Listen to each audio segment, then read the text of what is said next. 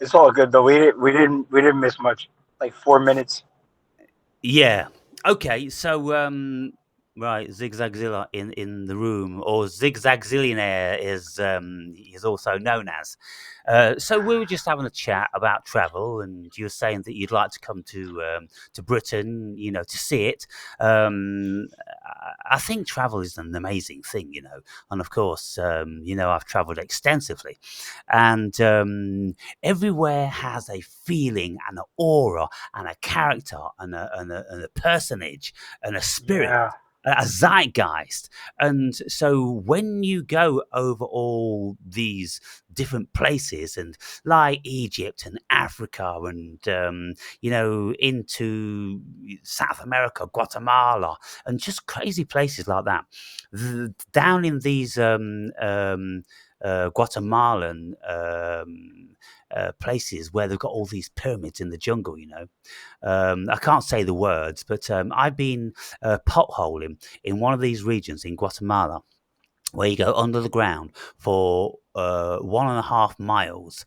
And in lots of places, you have to go underwater through little rock tunnels, and you come out into giant cathedral sized caves where you've got columns coming down from the ceiling. You've got stalagmites and stalactites, and everything is glistening in a thousand colors, with all the minerals in the rocks and everything. And all we've got is just a little torch on our heads like this, on a hard hat. And of course, the guides down there, there's no first aid, there's no professionalism. They just take you these places, and you take your life in your hands. And right at the end of this potholing, there was this, which seemed to be like a ceremonial area, where there were earthenware cooking pots, which were all broken, scattered human bone, which had fused into the lime of the rock and become a part of it. And there was one full skeleton, which was halfway consumed by the lime in the rock. So it was a part of the rock, and it was said to be of an 18-year-old female, completely intact, whilst there was all these scattered bones and broken cranium and everything. And so they reckon that there was cannibalism going on down in 1.5 miles under the ground, Ziggy. How these people got there. They couldn't have got there with high water, because, like we had to go underwater in some instances. Yeah. Very often we was up to our necks, and we were swimming over to the next sort of place in the tunnel, where you have to climb over huge rocks, and then it's all shaly, and then it's very narrow, then it's very wide. Can you imagine 1.5 miles under the ground in these incredible places? And I just used to think of the ancient ancestors carrying some sort of a torch, burning some sort of fat on the end of a stick, and they'd make that journey, maybe with prisoners that were going to sacrifice and cook and eat and all that different sort of stuff. So you get a Yeah. feeling about this, and Yeah. then around those monuments down in. South America, all these crazy pyramids in the middle of the jungles. They're just absolutely incredible. And when you climb to Yeah. the highest of them, you look over the whole canopy of the jungle. And so, yeah, like you said, you'd like to go to Egypt. And I was saying that I'd climbed the second largest pyramid.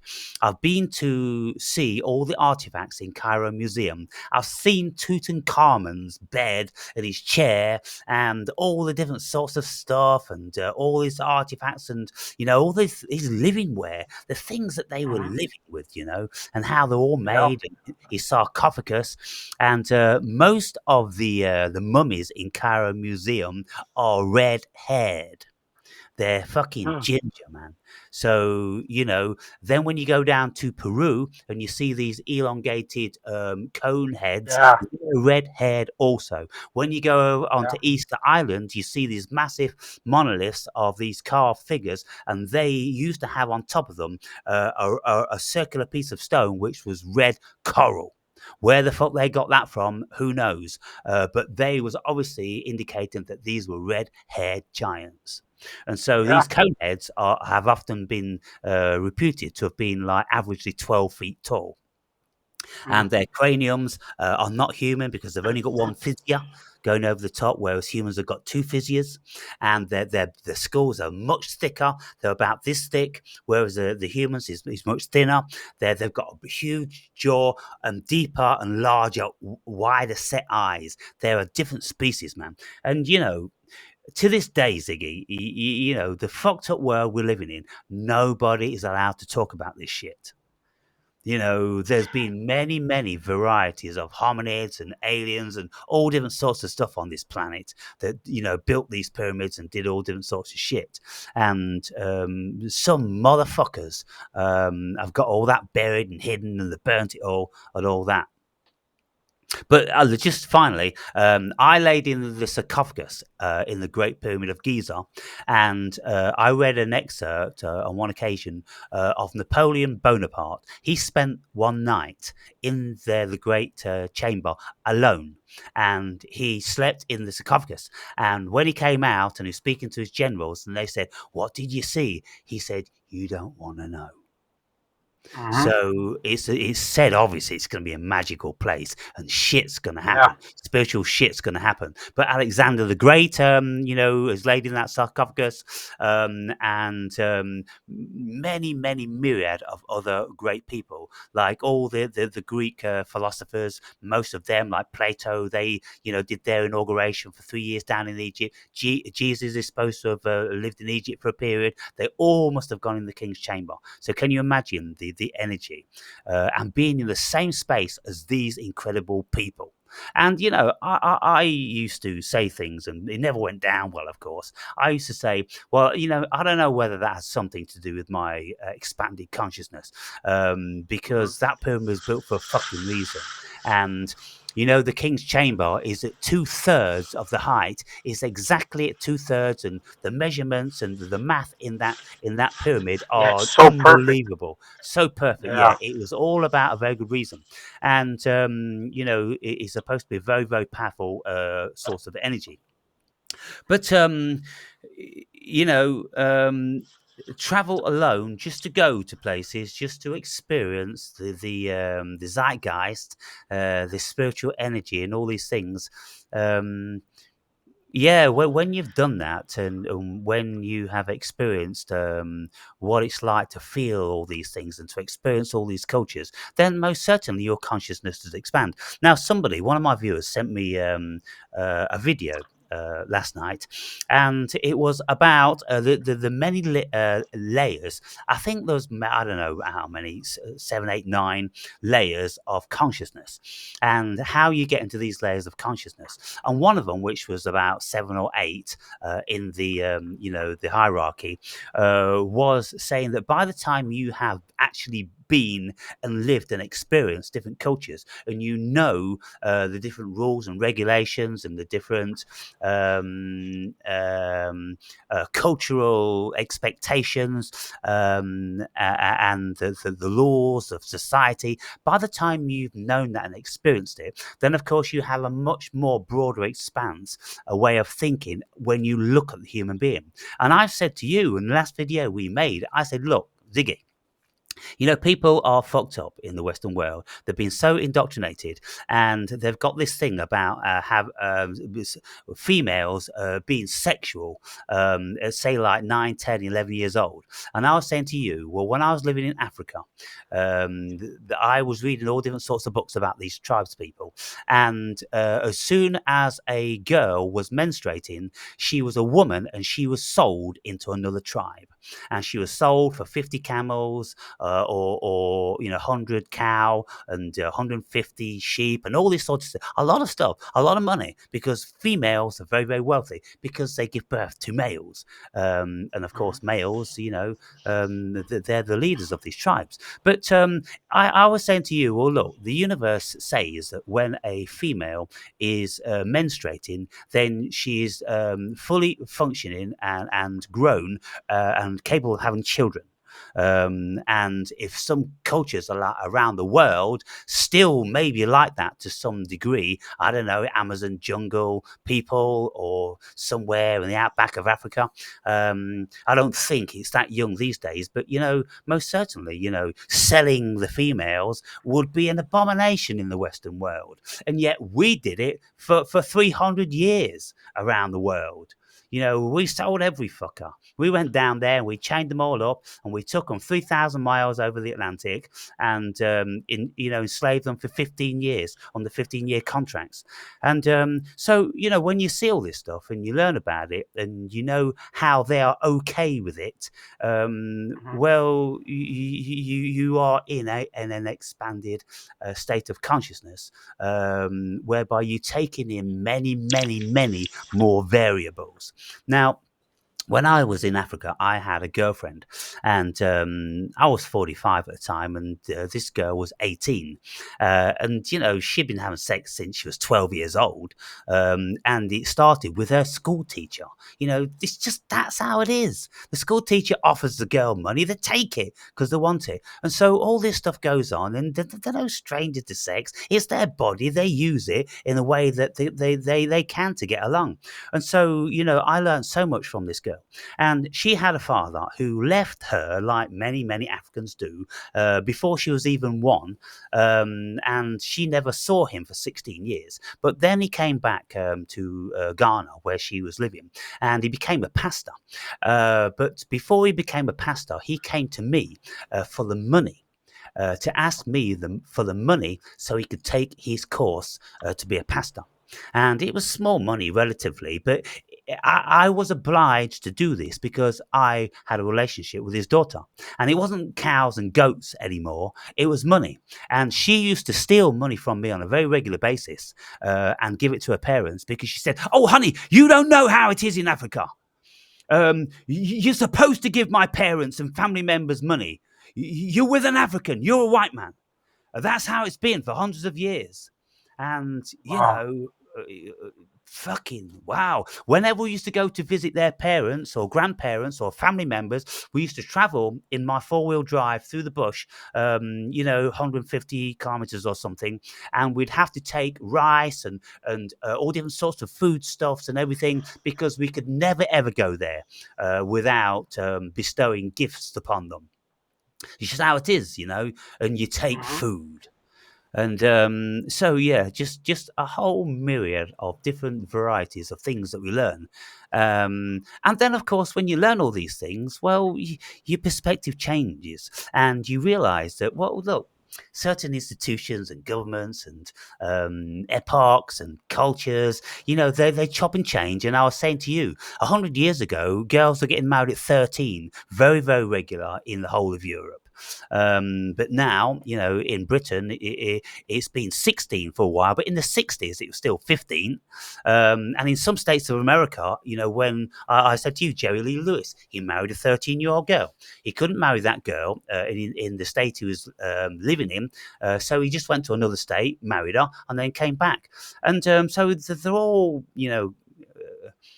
cultural things. And then when you look at the Epstein thing, and, I, people may think that I'm wrong in thinking this, but Epstein did do nothing wrong. He did absolutely nothing wrong because there was never a single occasion when he was found to have any girls younger than 17 years old. And all the girls Yep. that he procured with Ghislaine, they went willingly, knowing what they was doing. And the girls at college, they would all tell each other, well, if you go and give this guy a hand job, blow job, massage or whatever, he'll give you $200. And so, of course, he had hundreds and hundreds, thousands of these young women.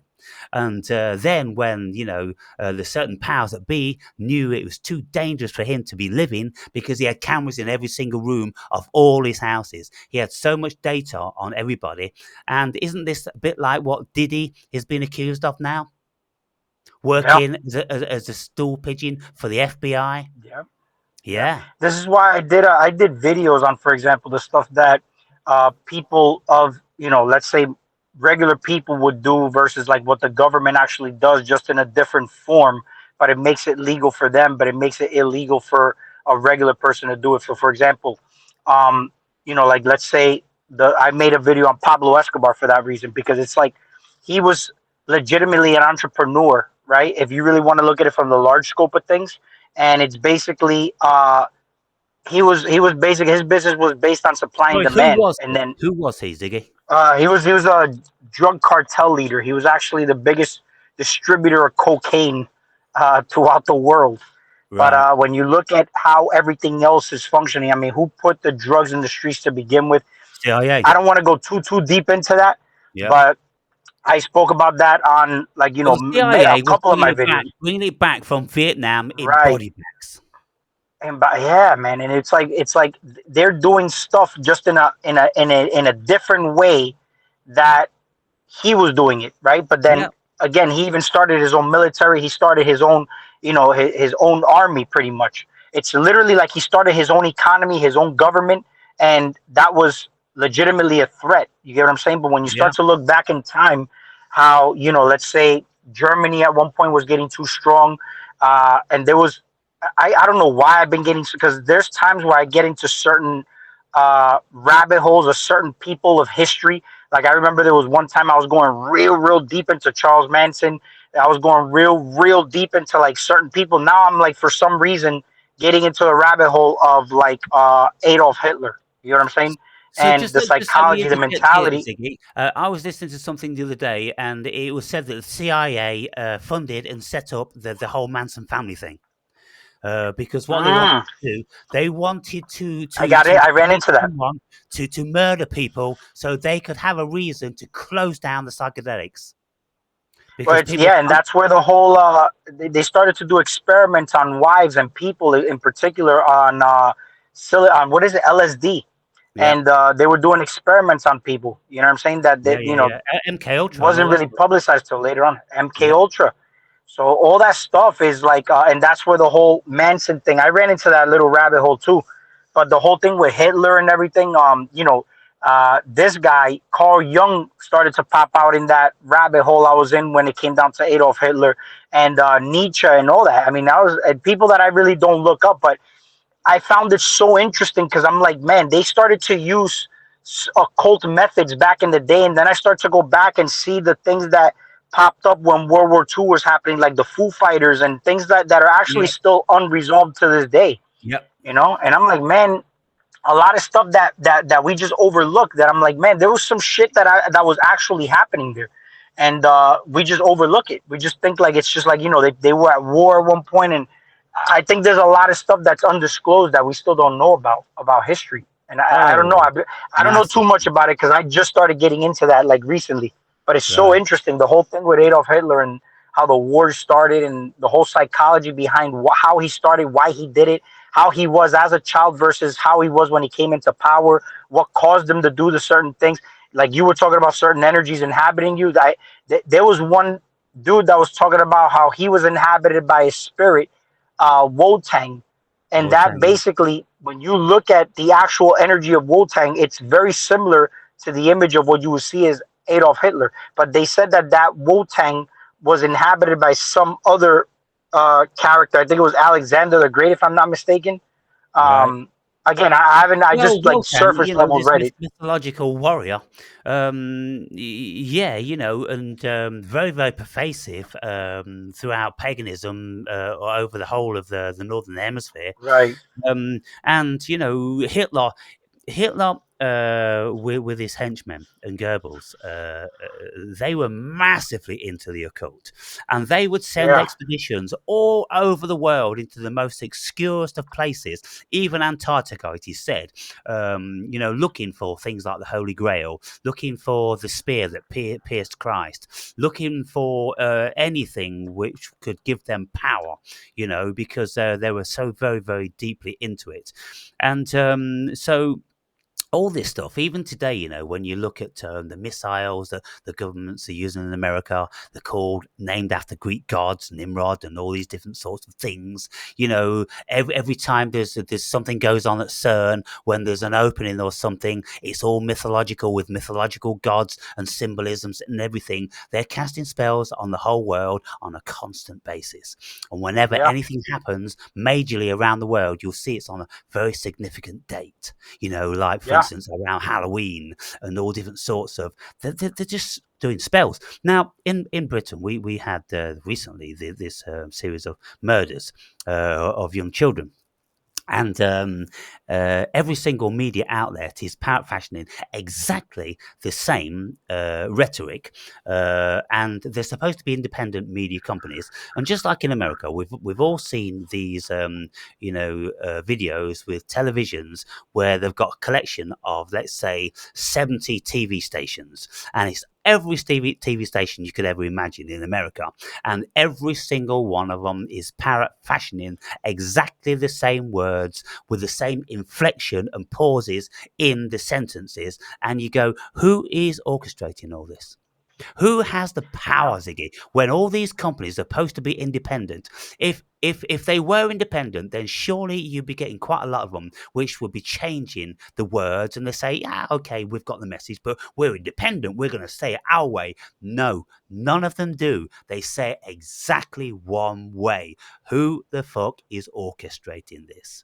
So I'm Yeah. saying either it's a simulation, or the world is most certainly being governed and overseen by entities and powers that we've got no idea about.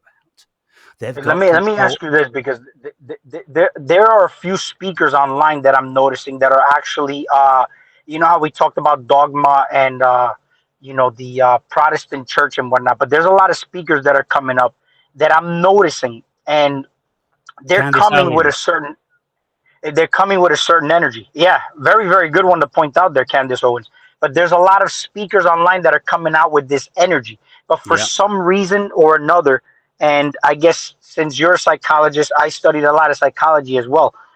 There is an energy within me that for some reason has this burning desire to shut it down or basically go head to head with it. But why do I feel this, right? One would say it's ego, one would say it's an energy that wants to basically express itself. I agree that there's pros and cons to this, where an energy might want to express itself through you. It's up to you to take the choice whether you express it or not. But these speakers are coming out with this energy is no different. There's certain corruption that's been happening throughout history, and it's only repeating itself through the means of the internet now. It's just instead of it being a physical thing happening where they're going to war killing each other, it's happening online, and they're taking over and spreading like wildfire, right? And I question myself, right? And I question my own psychology and my own self, because I sit with myself very, very often. And we were talking about travel in the beginning of this video, and it's just interesting because you even said that when you travel alone, and for some reason, I actually like to travel alone. I get more out of my trips when I travel alone than when I'm traveling even with my own family members, which yeah, is crazy. I love my family, but there's certain things that I like to do alone, like certain travels, like to Egypt. I would love to take that trip alone, only because it's something that I don't want any distractions. I don't want to be told I want to go here to eat. I don't even eat a lot. You get what I'm saying? But for yeah, some reason, when I go, either somebody has to use the bathroom or they got to go eat. It's like always a constant thing that just, when you look at it, your time just ticks, and by the time your day's done, you get what I'm yeah, saying? And you don't maximize your day. But here's what I want to get at. When you made a video, you said that it comes down to uh, whenever you want to do something, it's the ego that wants to do it, or is it you that's really making that thought and whatnot? So let me ask you this: when I'm listening to these videos, right, and I get this burning, itching desire to go and want to smash these people, where is that coming from, and why do I feel that in the instance that I feel it at the moment I feel it? And what is the difference between me saying I have an ego urge to want to express myself, or it's a burning desire, as if I was, maybe, if we want to talk about like past lives or reincarnation and whatnot? I don't know why there's certain things that gear me, and I don't know, it's like a warlike mentality towards certain things that are presented to me at certain times. But if you approach it intelligently or strategically, you're not going into battle and basically getting fucked up. You have a strategy where you can actually, and in my mind as I'm listening to these speakers, I'm finding the hole in all these things, and the hole I've already spoke about what the hole in things are. But just go with that and see what you can get at with that, because I want to also talk about the whole ego way of expressing yourself. Like I know that you mentioned, and a way where you're doing it, where you're reading it from energetically and symbolically looking at things. Do you Yeah. get where I'm going at with Yeah, what I yeah, just said? yeah, yeah. Okay. First, can you clarify when you Mhm. say these people have a certain energy? Clarify what you think the energy is, and what angle are they coming from? What is it that they are propagating to the Trying to American accomplish. people? Okay. All right. So, uh, you know how you said you do videos, you get energies inhabiting you and whatnot. Yeah, Everybody has energies that they basically channel when they're making a video, or when they have an agenda, or when they're doing something. They are backed up by a certain energy. yeah, The people that are online that I'm specifically talking about, like you mentioned Candace Owens, I would mention even this chick, Pearly Things, I was looking at online, where she's trying to stand up for men and whatnot. But and it's not to say that I'm for feminism either, but it's just the way they're doing it. I feel like the agenda is coming down to no different than a vegan pushing their virtues and principles on people. They're doing the exact same thing. They're online either attacking or mass debating people to try to smash and ridicule those people, so that it starts a new revolution of a way of thinking for the people in line. And the people online, I'm telling you, they're so fucking stupid, because the people online are not coming from an intelligent, strong mindset. They're coming from a follower sheep mindset, where they're just going to look at who has the better talking points, who has the better attack methods, and who looks better. And those are the people that they just follow. They don't really even listen to the information. They just, it's kind of like a herd sheep like mentality. And there's certain negative energy that they're portraying that's very attractive. And that's what the sheep are attracted to, that type of negativity. And for some reason, I could see that, and it just and it does something to me, man. It's kind of like the same way where you would see characters back in the day would stand up and do, because religion teaches you to just sit down and be virtuous. And I don't know, I don't fucking resonate with that, bro. You know what I'm saying? And it's like, am I in my ego? Am I somebody who is just standing up for what's right? I mean, shit, I have to talk to my shadow every fucking day to come to terms with that. But if I decide to go online and do that, I can. And this is why I say I do things, is because I can. And I may sound cocky, I may sound arrogant.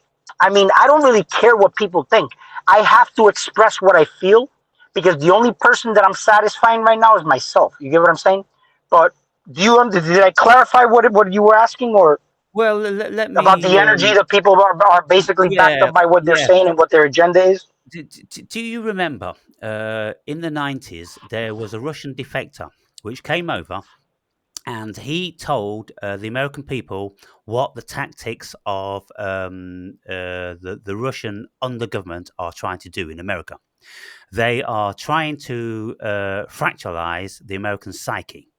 And how they do it is by fractal propaganda, by misinformation, disinformation, splitting the perception of the American people into so many variants that mostly people go insane because they don't know what's up and down, what's wrong and right anymore. And it, in my estimation, is no longer a Russian thing.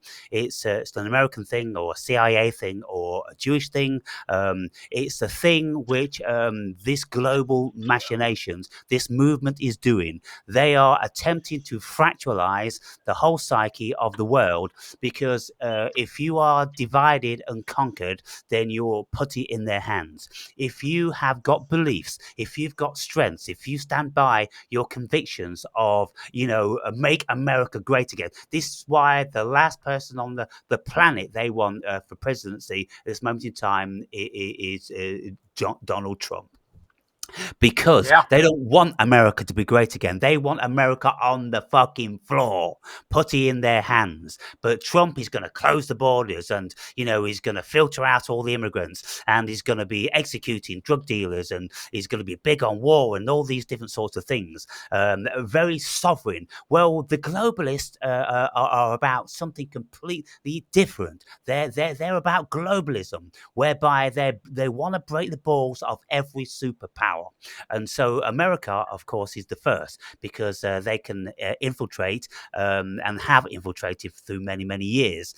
Infiltrating China and Russia are very, very difficult because they're very different cultures, different regimes, and they're very smart and they know what the fucking deal is. But the American people, their psyches are being fractured, and everybody is purposely being agitated. And when you look at, the whole Trump and Biden thing, and all the rest of it, anything stupid. They're doing anything stupid. They're allowing anything stupid to happen. Now, if you just look at what's happened with Biden in recent times, for the past 4 years, most of America has known that Biden's senile and he shouldn't be, in that position. He most certainly isn't running the country. But nobody in the mainstream media was allowed to say anything because it was an agenda just to keep pushing it, just to keep pushing it. Just let Biden fall down. Just let him lose his way off the stage. Just let him. Just keep the pretense up that everything's fine. What are you talking about? Are you crazy? And that way everybody starts to doubt their own sanity. Is it me? Is it me? Do you get it? Do you get it? Do you get it? And then there's so many things that are politically incorrect to say. But now, of course, we're coming to a very, very sticky point. Well, America is that it's very, very likely now that Trump is going to steal the presidency. And so now the powers that be, all of a sudden, have stripped Biden from his pathetic position of reading a few. They've told me to say this and this, that, and the other, and now they've got to put somebody else forward because they know that there's nowhere on this earth is Biden up for the job. And so they've kept this pretense far too long, insanely too long. And so why have they been doing that? You can't just think, oh, people, they don't know what they're doing or they're too stupid. No, they know exactly what they're doing, Ziggy. And they're doing it for a very, very nefarious reason. And it's to fracturalize the human psyche. So they just, in the end, they just turn away, give up, and don't have anything to do with it because it's just too mental. It's too soul destroying. It's too mentally debilitating. It's sending people insane. And so Well, that's here's what. my question: when is it right to stand up and, like, let's say, take a position, like you mentioned Trump, he's doing something to make America great again. At what point is it, let's say, appropriate for somebody to stand up and do something, or just let everything fall apart, to just not participate and take sides? Because when you participate and take sides, you're actually not participating for anything. You're participating in polarity. You're participating in more of the illusion of separation because you're taking a side and you're versing somebody else. So at what point is it appropriate to actually say, I am standing up for something, right? Because I see the hole in things, where I can see what's causing the separation. And what point is it good to just let everything fall apart and say, I don't give a fuck about humanity, let it fall apart. I'm ascending. I'm going to.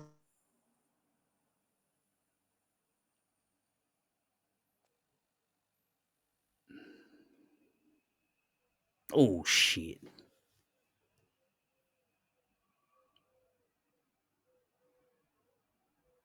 Ah,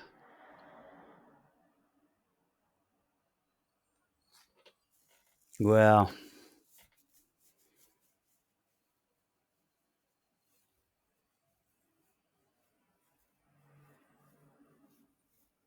looks like we've lost connection, folks. Um. Well, I suppose I'll just pause this and see what happens. Cool. Sorry about that, bro. No worries. What, your I have to phone come die or into. something? Yeah, my phone died.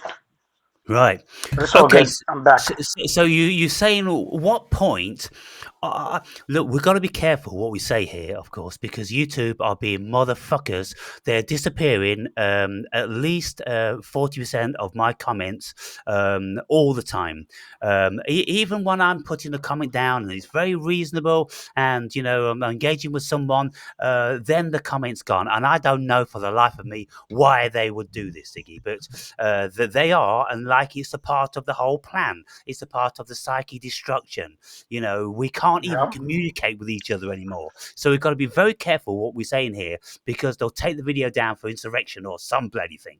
But gotcha. when we look into the zeitgeist of the time, now we don't need to look too far back in history to see that the zeitgeist of the people is very, very deeply rooted in certain cultural tenets, certain ways of life, certain energies, and there's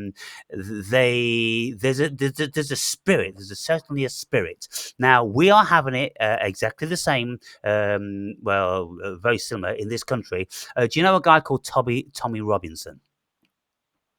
No. Okay, so he is arch enemy of the Muslims, and all the machinations of things that they're doing in this country, and how the police are allowing them to do it. It's as if that it's a plan to allow them to do it. They import them to do it. It all sounds very, very preposterous from a very narrow parameter of looking at this stuff. But what's happening globally, when you've got all of these foreigners with no passports, can't speak the language, are not culturally anything even like the same as we are. They're coming from all different places in Africa and the Middle East and everything like that, and they're being plonked into our countries on full benefit and privileges and this, that, and the other. And in actual fact, they have more privileges than the indigenous people do. And so you ask yourself, well, what's going on here? And of course, there's lots of speculation. But it obviously is to break the backbone of the zeitgeist of the spirit of all nations, because they Right. want this fractured globalism thing. Now, at what point you say, well, this is the question that all nations at some stage have had to ask themselves. I mean, Britain, we had our own revolution in 1650 to 1660, I think it was, with the overthrow of Charles I. And then Cromwell took over.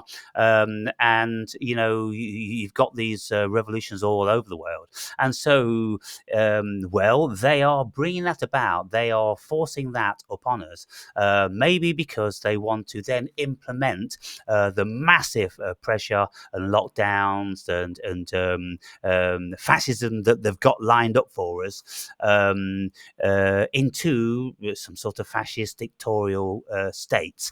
They tried a little bit during COVID to see how we would work, and they keep trying, and they're doing different things in different countries.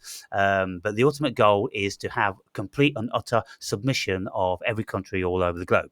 Now, the individual nation, the zeitgeist of that nation will have to work out when the time's right. You will feel when the time's right, because it's a momentum. The energy that builds up is a momentum. And of course, it is building up. And I said to one of my viewers in the discussion the other day, I said, I wonder what would have happened if the assassination of Trump was successful. Because if that was the case and he was taken away from the American people, there's 50% of the American people that are just putting all their eggs in one basket of him taking back power in America. If he was killed, then there would have been no hope for half of America. And I would have thought the shit would have seriously hit the fan then. And so I don't know at what point, Ziggy, you'll get the feeling of you American people speaking about it. You'll get the feeling of people in bars and all that different sort of thing, because the energy will just keep growing and growing and growing. But if you look around and you see that nobody else really is that bothered about it, then you have to know that your nation is fast asleep. And I don't believe it's a basket cases yet. There's lots of American people that that are very awake and very prepared. But I don't know what percentage it is, and I don't know how organised they're going to be. But something most certainly is Well, looming. here's let me clarify, because the thing is that it's not more or less like a revolution where you're going out and creating crimes and whatnot. I'm talking about just what you see in a modern society as far as how we're using the internet. People are using their doctrines and their beliefs, their false information, their distortions, and they're taking over, but they're taking over based on a specific method of debating. Okay. And their tactics are very well organized, and that's how they're able to even take out people who have, let's say, more of a free way of thinking, but because they have these debate tactics, they're able to ridicule and make that person look bad. Kind of like the way the court systems have their way of organization that put people basically under them. You get what I'm saying? Only Yeah, because the system is manipulated by legalese and a certain tactic, and that's why people can't even fight in court because they have to hire a lawyer to represent them, right? yeah. So these people have that method very well intact, where they're using certain words, When certain you say these tactics that people, are you talking about the state or the the hidden state? Christians, let's say, no, not even the state, like more or less, like let's say Protestant Christians Right? and certain people that you have actually challenged online yourself. Yeah. And now my question originally was, you went online and you challenged the Christians. Is that an egotistical thing you were doing, or was that a burning these heart's desire that you felt called for to actually make a video challenging these people? Oh, Because it's it two was. ways you could look, It's a let me spiritual finish, thing. because I want to clarify. I want to make it two ways you can look at it. It's either you're entertaining more of the separation, or you're actually doing something about the distortion that you see in the corruption that you're seeing. Where does it draw a line that you say, I'm standing up for what I believe because I don't like, it's like like you standing up to a fucking bully, right? At what point do you just let the bully keep bullying you around, or do you just stand up and do something and stand up for yourself? At what point should people actually say, well, no, they're doing that for that reason, or is it just an ego trip that that person's going through, and that's why they're going and doing what they're doing as far as an ego expression? Well, I mean, my book, which eventually you're going to get round to buying and reading. Yeah, yeah, I am. It's just that I've been moving too. I haven't even had the Yeah, I chance to know. read a book, so Because but you I see, will. there's so many things in that which you're going to want to inquire into. Now, in that book, I am tearing a new arsehole in religion, and I'm not doing it maliciously. I'm doing it because I wanted to bring about. Um, a realization to these beguiled and hypnotized, sad, lost souls that they've been barking up the wrong tree, for 2,000 years. It's phony. Every single thing in those books is phony. And I'm listen, before you go on, I'm all for you doing that. I'm telling you right now. If somebody does something where they're pointing out the fuckery or the fallacy in things, oh, I'm all for that. yeah. Like that. That's what I'm all for, man. I think people should point out the hypocrisy and the stupidity in certain things that people are fucking saying, and I'm all for that, Are man. you familiar with this lady? Helen Blavatsky, yeah. Yeah. Okay, so she wrote an enormous amount of stuff, and I haven't went into her work, but I've heard of her. yes, so this is one of a twin volume, ISIS Unveiled. This was her first writing. She had a second one, it's called The Secret Doctrine, which is equally as voluminous, another twin set. And what she did, via being channeled by ancient bygone masters, apparently, was to set the record straight that the world is on a completely fucked up direction, and all this stuff about Christianity Christianity, the flimsily, a little bit of truth in there, but the real soul and spirit of these religions was never allowed to be known. And this is why Jesus spoke in silly little lame parables to the masses, but he would speak to his entourage in a very, very different way. And if people want to know how he was speaking, what he really thought, then they'd be advised to read the Book of Thomas, which is 114 sayings of Jesus written by Judas Didymus Thomas, who was reputedly to be his twin. But what I'm saying here is Blavatsky, she is examining all the spiritual knowledge from all over the world and all different cultures, and she was bringing it all forward. And she's saying, look, this is where we came from, right? But what's happened is the world has been hijacked. And so it's very, very deep, very, very complex. And I would recommend anybody that has got the Constitution, and you need the time, of course, because these books, they're like 800 pages long, and so 2 books is nearly 2,000 pages. But you need time to get involved in this sort of stuff. But there are powers, and one of the things that's happening with Christendom at this moment in time, you've got figureheads like Jordan Peterson. He's been doing his venues around America, 60 states apparently. No, 60 venues. There's not 60 states, and it's all about his new book, How We Wrestle with God.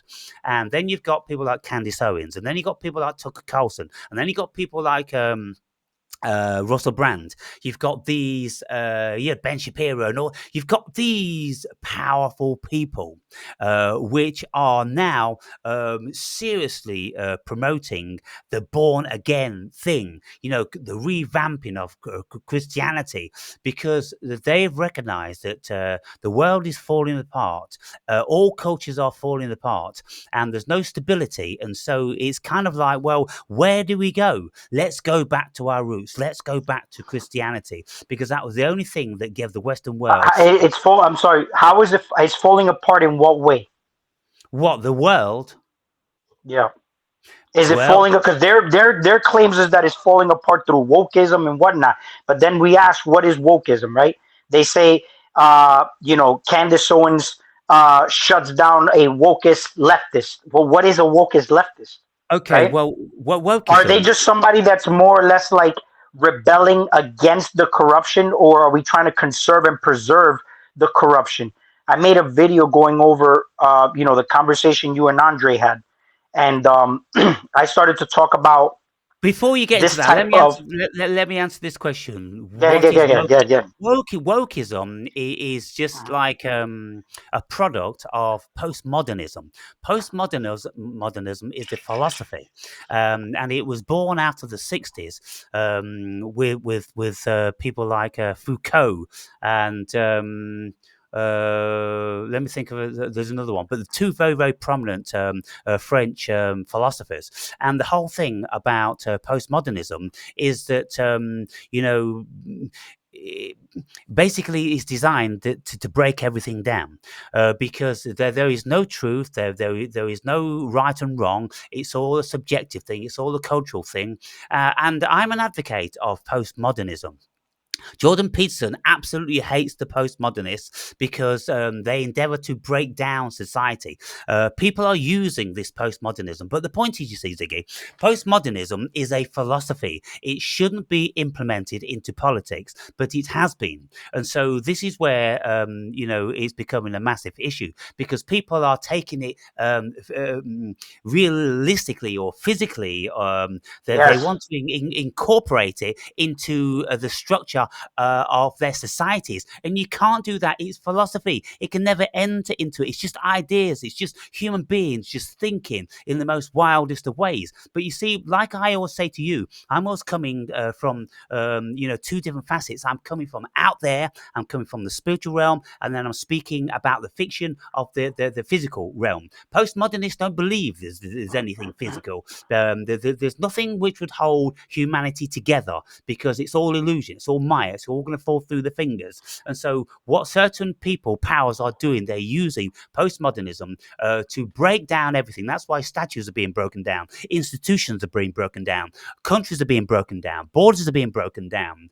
The very zeitgeist of a nation is being broken down. Everything is being fractalized because they want to incorporate or introduce a new thing, the new world order. That's what all this is about.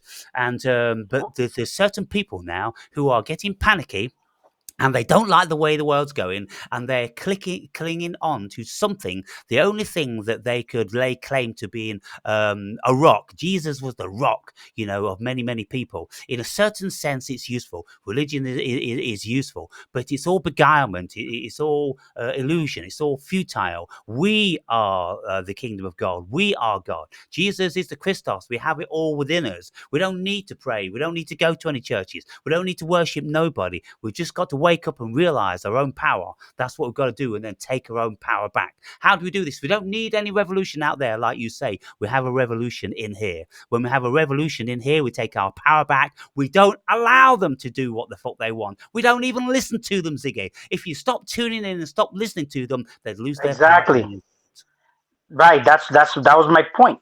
Right. So that's why I asked where, like, when you challenged the Christians, was it an ego thing, or was it something that you were standing up I for? just want them Let's to say the wake up. corruption in the field of, Just to wake right. up. Yeah. Right, but then this is my whole thing. There's when I see these people online, and I don't know, I get this itch that I want to like say something. What is that? Is that ego, or is that? And what's the difference between ego or heart's desire of what you feel like you're led to do? What is that? Well, I mean, you're asking very, very deep and profound psychological questions, because when you say you get this itch, well, wow, where's that itch coming from? I would think that this isn't an ego thing. It's your deep rooted culture. You can see that your culture is being Ancient, right? It's ancient, ancient, ancient. ancient. Yes. Yes, Right. it's Now, primal. I said I was going to get very psychological. That's why I said before, I was like, I know you're a psychologist. I study psychology. That's why I said I want to get real deep into the psychology of this. But now, when you said, for example, that I'm coming from an egotistical state when I'm asking you, like, what do you mean by that? Because that's something that kind of stayed in the back of my mind where I said, if I'm going to have a conversation with you, and I'm telling you, I'm very, very secure. This is that people will come back and listen to this type of information. But where did you think that I'm coming from an egotistical point, which I agree, I can be very egotistical, but where do you say that you're more spiritual and I'm more egotistical in my approach as to when I have questions or conversations with you? Yeah, it's in the level of philosophy. Now, Mhm. I think it would be fair to say that I'm more out there, and lots of people have laid accusations that I'm out there with the fairies and this, that, and the other, because I'm. When your consciousness is expanded to such a degree, Mhm. you are out there, Ziggy, and you have very little to do with what's going on in the machinations of the world. Now, as I said to you, our last conversation, that when you are my age, you'll think very, very differently. When I was your age, I thought very differently. I was thinking very much like you, mate. I was a go-getter. I was, having it off with money and women and all the trinkets of the world and everything. I was thinking from my ego. And it's not a derogatory thing, it's the human operating system. I was thinking from the human operating system. I no longer think from the human operating system anything like as much. I'm thinking from the spiritual cosmic system of pervasive knowledge, of ancient knowledge, of spiritual knowledge. And this human thing is very, very funny. It's kind of like laughable. Everybody is in the dream. Everybody's embroiled into a fiction. It's a fiction from the beginning to the end. And the thing is now, people are starting to wake up. The powers that be, Ziggy, always knew that humanity is going to wake up. because it's been written. We're in the Kali Yuga. We're going to come out of the Kali Yuga. When we come out of the Kali Yuga, they're never ever going to be able to put yokes on us because we're going to be free, spirited, connected human beings. And so at this moment in time, they're desperately trying to contain us any which way they can before it's too late. But as they do that, you see, it's a double-edged sword. As much as they do it, they will keep certain people contained, but other people are getting shaken and waking up. And so they're going to start to feel this spirit within them, and they won't be able to deny this spirit within them. And spontaneously, many people all over the world will be waking up, because what wakes people up, a shock and a shake to their culture and to their comfort and everything. Trauma wakes people the fuck up. And that's why whenever there's been wars all around the world, everybody is in a different mentality entirely until they fall back to sleep again. Aaron, what is feminism? What is feminism? Well, I mean, are you speaking from a political perspective at this moment in time? People pushing feminism, or There's a are reason you? why I asked that question, but what is your definition of feminism? Like, let's say if I was to ask you, what would be the first answer you give me? As far, you know, the type of person I am, right? What would be the definition of feminism? Because if I ask you what is love, what is God, I mean, there's many different answers you can give me, but in a nutshell, what is the truth? What is feminism? Yeah, well, I haven't even contemplated what is feminism, because it's something that I don't even consider wasting my time on. It's like, well, what is gayism? What is transvestitism? What are all Those these are big talking points, but those are big talking points as far as like let's say lefties or conservatives or liberals, and what, those are huge talking points. Okay, so what but I'm going but to the say thing is then, that what I'm going here's why I ask this. Here's why I ask this. I don't want to yeah, confuse you. The reason I ask this is because when you look at these things, they're all energy. I look at things symbolically and I yeah, look at things they're energetically. This is tools why I to say I can't look divide. at things egotistically, because when I look at things like this, people are looking at things like this and associating with it as if it was a real gender, or and just like if they read the Bible and they take it literal and take everything word for word and take it literal. You're supposed to decode and look at something that you get out of that. But people are associating with these things the same way they associate themselves with religion. And this is where the separation is created. And Yes, this is where yes, people are lost. Because yes. when I look at people, when you said that I'm into women, money, and all, I don't even look at those things as the way people see them. Women to me are a negative, magnetic, evil, black, dark side of things. Yet people will still say, "Oh, look what he said. He said evil." And I mean, it's not even what the fuck I'm saying, because even the word evil is not evil in the way the religious terms looks at it. It's just the inversion, or let's say the antagonist to what good is or what a man is. It's all it is. It's just the opposite. But it Yeah. doesn't mean it's bad or good. So do you see what I'm saying? My consciousness is very, very expanded, except I'm not looking at it the way the human mind is going to look at these things. That's why when I make videos or even talk, I don't even think people understand what the fuck I'm saying, Well, because no. I'm not talking the way ego people talk. I'm talking the way Nikola Tesla said, think of energy, frequency, and vibration. I woke up to that. But you know where I woke up to that? I woke up to that one day, and I'm gonna let you talk. I'm not gonna, I just want to finish this point so that we know what we're saying. But if I'm gardening, I have a certain level of communication that I'm going to decode into words. No different than if somebody has a psychedelic trip, they're going to try to decode whatever they say that happened to them into words. And if you're not at that level, you're not going to understand. It's like a fucking child trying to understand college level information. It's not going to happen. That's why people said they have to either listen to what I'm saying twice or really decode what I'm saying. But I promise you, you'll come back to it. I promise you. You're going to come back to it, because that's where the world is going. The world is going to wake up and it's going to go toward looking at things for the energy. When I see Candace Owen, I don't see Candace Owen. I see the energy that's carrying Candace Owen into that fucking microphone saying what she's saying. And my energy, not the ego, is why I get that burning, itching desire. If it's coming from ego, I'm going to know, because I'm going to want to shine and I'm going to want to, it's an ego expression, which is of the devil. You get what I'm saying? When Yeah. I make a video, let's say even about you, I even said at the end of the video, I make it, it's coming out of love. But I don't take my shit personal. I take it serious, but I don't take it personal. But that's why I said when I talk about ego or what is energy or where I'm coming from as far as a spiritual being, what is the ego expression? What is the spiritual expression? You know, and that's why I wanted to get in your own words. What do you mean by I'm more on an egotistical level? But you equated that with money and girls and my lifestyle, but it's or go getter. I mean, I'm Well, no, just stop, living stop, my stop. life. Yeah, Just ask the get question. it, Okay. get First it. and foremost, you say, what is feminism? Well, feminism is a tool. Just like all these things, they're all tools to divide and conquer.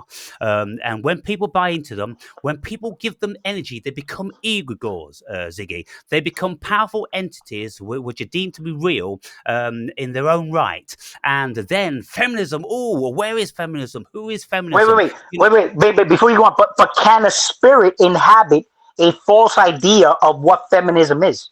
yes, That's what the real yes, question is. yes. What kind of spirit can inhabit that feminism spirit? Is it the real spirit or the false spirit? And when I say real or false, I don't want to get lost in words or the way humans look at shit. But let's say, for example, if you say I'm going to inhabit the energy of a leader, right? You have to match that energy of what a leader actually is, right? But if somebody says they're a leader, but they're not really living by the leadership, can that energy inhabit that vessel if they're not going about it in the way that it's meant to be used? If that energy is meant to be used in that way, You just said what Tesla said. Everything is energy, vibration, frequency. energy free. Mm-hmm. So if we do not forget that, then all we're dealing with here is energy, frequency, and vibration. Now, there is nothing real here. There is nothing which is solid. Quantum physics tells us that. And so, if we then come into a spiritual dimension and we see, well, what's going on here is energy, because that's all we've got here. Quantum physics tells us it's all energy. The spiritualists have been telling us it's all energy, spirits forever. And so, what's happening? Well, we've got a spiritual war. We've got the yin and the yang. We've got the devil, and we've got God, and all this sort of thing. This is what the cosmos is constructed out of. It's a constant battle. It will never ever go away. And the powers that be on the world, particularly in America at this moment in time, know how to use these and how to manipulate the very fragile, and ignorant human ego. And so they make everything an emotional issue. You see, they don't make it. They don't make it a cerebral issue, Ziggy. Because if it was a cerebral issue, everyone would be sitting around the tables having debates. But they're not. They're all screaming. They're out in the street, and they're all getting emotional about it, right? So that's what they're doing. They want to puddle everybody's brains into a mental, emotional meltdown, and it looks like they're going to achieve their objective. What we have to do, and what I've been saying in my videos, is we have to come back. I said, people, look, for fuck's sake, you're chasing this, you're chasing that. You want to know this, you want to know that. Truth this, truth that. It's all fucking Maya. The only thing that's going on is between your fucking ears. And what you have to do now in these particular times, you have to come back and be centered. You have to be healthy, you have to be fit, you have to be calm, That's right. and you have to be objective and look at it as just energies that are just floating around, many of them nefarious, and they want to gain your attention. They want to suck in your energy. Protect yourself from it. Don't get involved in it. Don't be, getting riled up because something's saying this and something's doing that. Save it. Keep it for when you're really going to need it. When you're going to really need it, then you'll know. Now, in relation to what I was saying about you and me, the difference is simply that you ask me lots of questions, and you say that I dodge the questions, and I say, well, I can't. I can't, in good conscience, answer that question because I don't believe in what you're asking me to say. Like what is a woman? Things like that. I'm kind of like, it's just an idea, Ziggy. Everything is just an idea. And if someone say, "Oh, well, a woman's this and a woman's that," and if one philosopher wrote down, 10 pages about what a woman is, then another philosopher will write down 20 pages about the opposite. And so it's just a fucking idea. Everything is just an idea. And what it boils down to at the end of the day, how invested we're going to be in these ideas. And I, for one, try not to be invested in any of it because it's Maya. I don't believe it. But I see see that, like, we're in a dream. I take the dream as a certain realism because it seems, for all intents and purposes, we're stuck in here for a while. And so it's like being in a nightmare. You're agitated, you're doing all this, and you want to get out of the dream. And sometimes, for instance, I can do this. I've learned how to do it over the years. Whenever I'm doing something like that, I go, "Hang on, this is bullshit. This isn't me. This is a dream. I'm gonna wake up." And sometimes I'm like, "Wake up, Aaron! Wake up! Wake up! Wake up! Wake up! Wake up! Wake up!" And sometimes you really have to go and wake yourself up. It takes a long time to get out of the dream. That's what people have to do now. They have to wrench themselves away from the ego, away from their emotions, into the spirit. Wake up from the dream. As soon as they wake up from the dream, then all this stuff won't touch them anymore, you see. So how do you feel Okay, about I feel I think you're on point, but I want you to understand something. Why I ask But what is a Ziggy, woman, just let me right? say for clarity, when I'm saying that, you asking me these questions and you're coming from ego, it's coming from the state of consciousness which you are predominantly in. You're home building, you're buying houses, you're buying cars, you're building cars, and you're doing all these sort of things. There's a high level of attachment to the fiction, to the illusion, with money and the fiction of love, and all these different sorts of things. It's all in the dream. And me being a single person, not having any of those things anymore, been there, done all that, I know how destructive they were. I know what an illusion they were. And one minute they're there, the next minute they're fucking gone.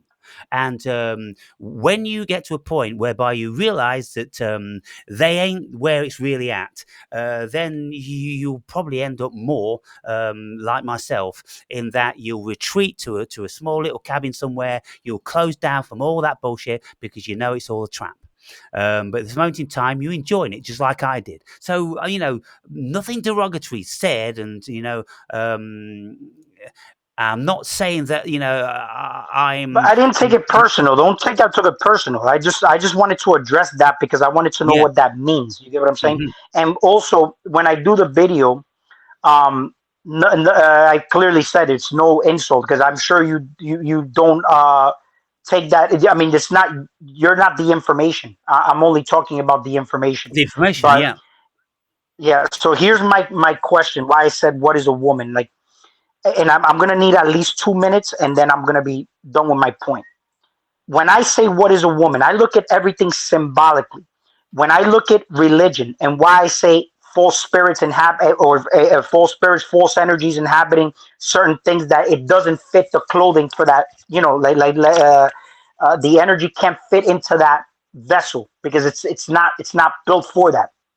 When we look at Jesus Christ, we have an image of Jesus Christ, but we also are talking about a different type of deity or character than we are when we think of Jesus Christ. A lot of people equate Jesus Christ with Lucifer. A lot of people, you see what I'm trying to say? So when I say left hand path, right hand path, and we're experiencing polarities, I feel like the people in power have a certain perspective and a certain use and a certain knowledge about the left hand path that the people don't have. And this is the reason why they have power over these people, is because they have a balanced equation of how to manage those energies to make it fit for them to have rule and dominance over others.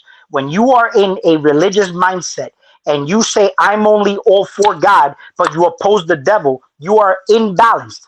Because a perfect balance would be you having grasp of your negative energy and positive energy. It's the same way we create here as humans. Okay, that's why they tell you to not learn about the left hand path. They tell you don't get into it. They tell you not to get into astrology because they want you to be crippled. They want you to be half-assed. That's why they say if you're complete, you'll find a complete partner in the form of a woman. When I say what is a woman, there's a reason why. A woman is the antagonist to what a man is. A man is supposedly the walking God. A woman is supposed to complement that walking God. And when the man is aware of his walking godness, then he applies that with the feminine energy that he actually can create here. There's things called sex magic and whatnot, whatever it may be. There's a lot of rituals done, by the powers that we give our power away to, because we don't have that's why they say people will perish for a lack of knowledge.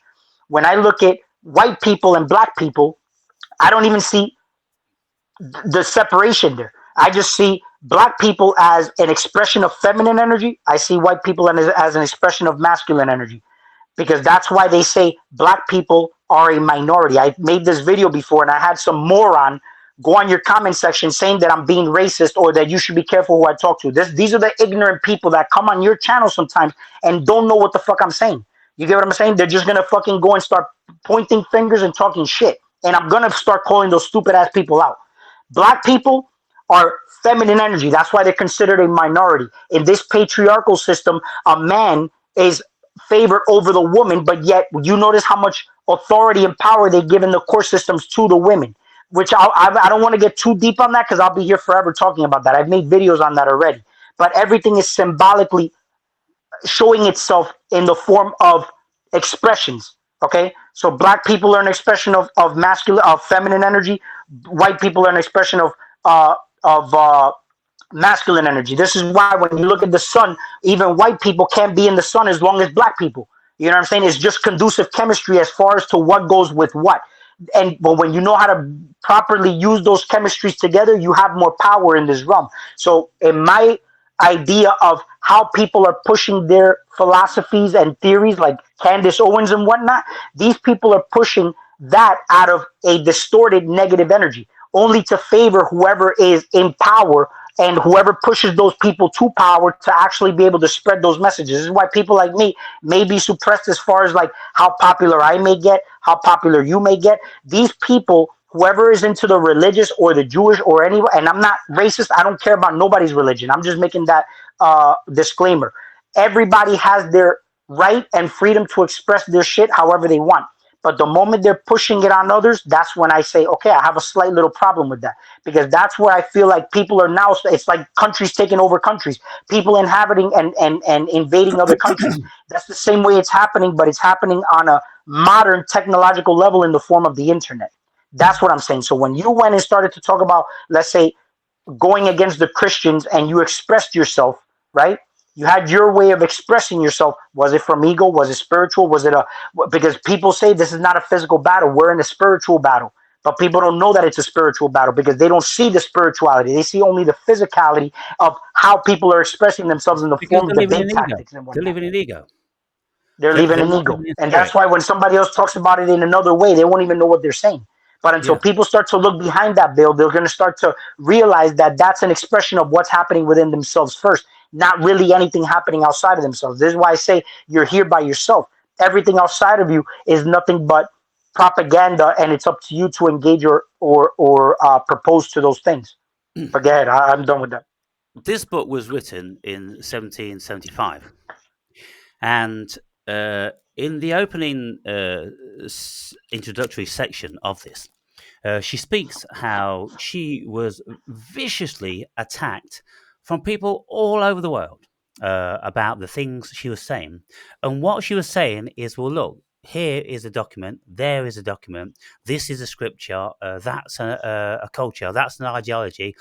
These people have been thinking these things for thousands of years, and I'm just bringing them together now. But you see, people, there are people employed to attack the opposition, and this is why we've got people, being paid to attack people from all over the world with different perspectives, because there are people in power, like the Catholic Church, like the world government, and all this, that want the world to be in a certain way. They want to stamp out a certain ideology. They only want one question and one answer on Google, and that's what they're heading for. People like Candace Owens, when she speaks about her religiosity, she's saying, look, I mean, I don't know where this came about. It's just spirit that came about, that now is working through me to deliver these messages. And what she'd done is, because she was a bit confused about, why she was all of a sudden feeling very powerful about something, she started to do a lot of research into history. And she noticed that the history is massively out of balance in the favor of the you-know-whos.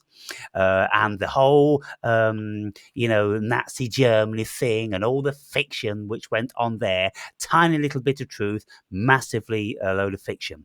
And so she's looking into history. She's saying, hang on, let's look here at what certain people did to Christians. You're always talking about what they did to the Jews. Let's talk about what certain powers, often ruled by Jews. Jews are very powerful in many, many countries. How were the Christians persecuted? And she's got loads of instances where thousands and thousands of Christians were persecuted. And this is one of the reasons for the advent of the Second World War, with Germany invading Poland and invading Czechoslovakia, because those two nations were slaughtering German Christians, which nobody wants to talk about. You see, and so when you look at the powers behind that and why they were doing that, it was ethnic and cultural cleansing and all different sorts of stuff like that. So what Candace Owens is doing now is going, hey, hey, hey, we've got all this business over on Palestine, and this, that, and the other, and we've got Netanyahu, who's the real American president, coming over to America, getting resources and rallying up this, that, and the other. Well, look what's going on. That country was never theirs. It was given to them by, a British declaration, and the people have been marginalised and marginalised and marginalised and marginalised as Israel's expanded within that continent.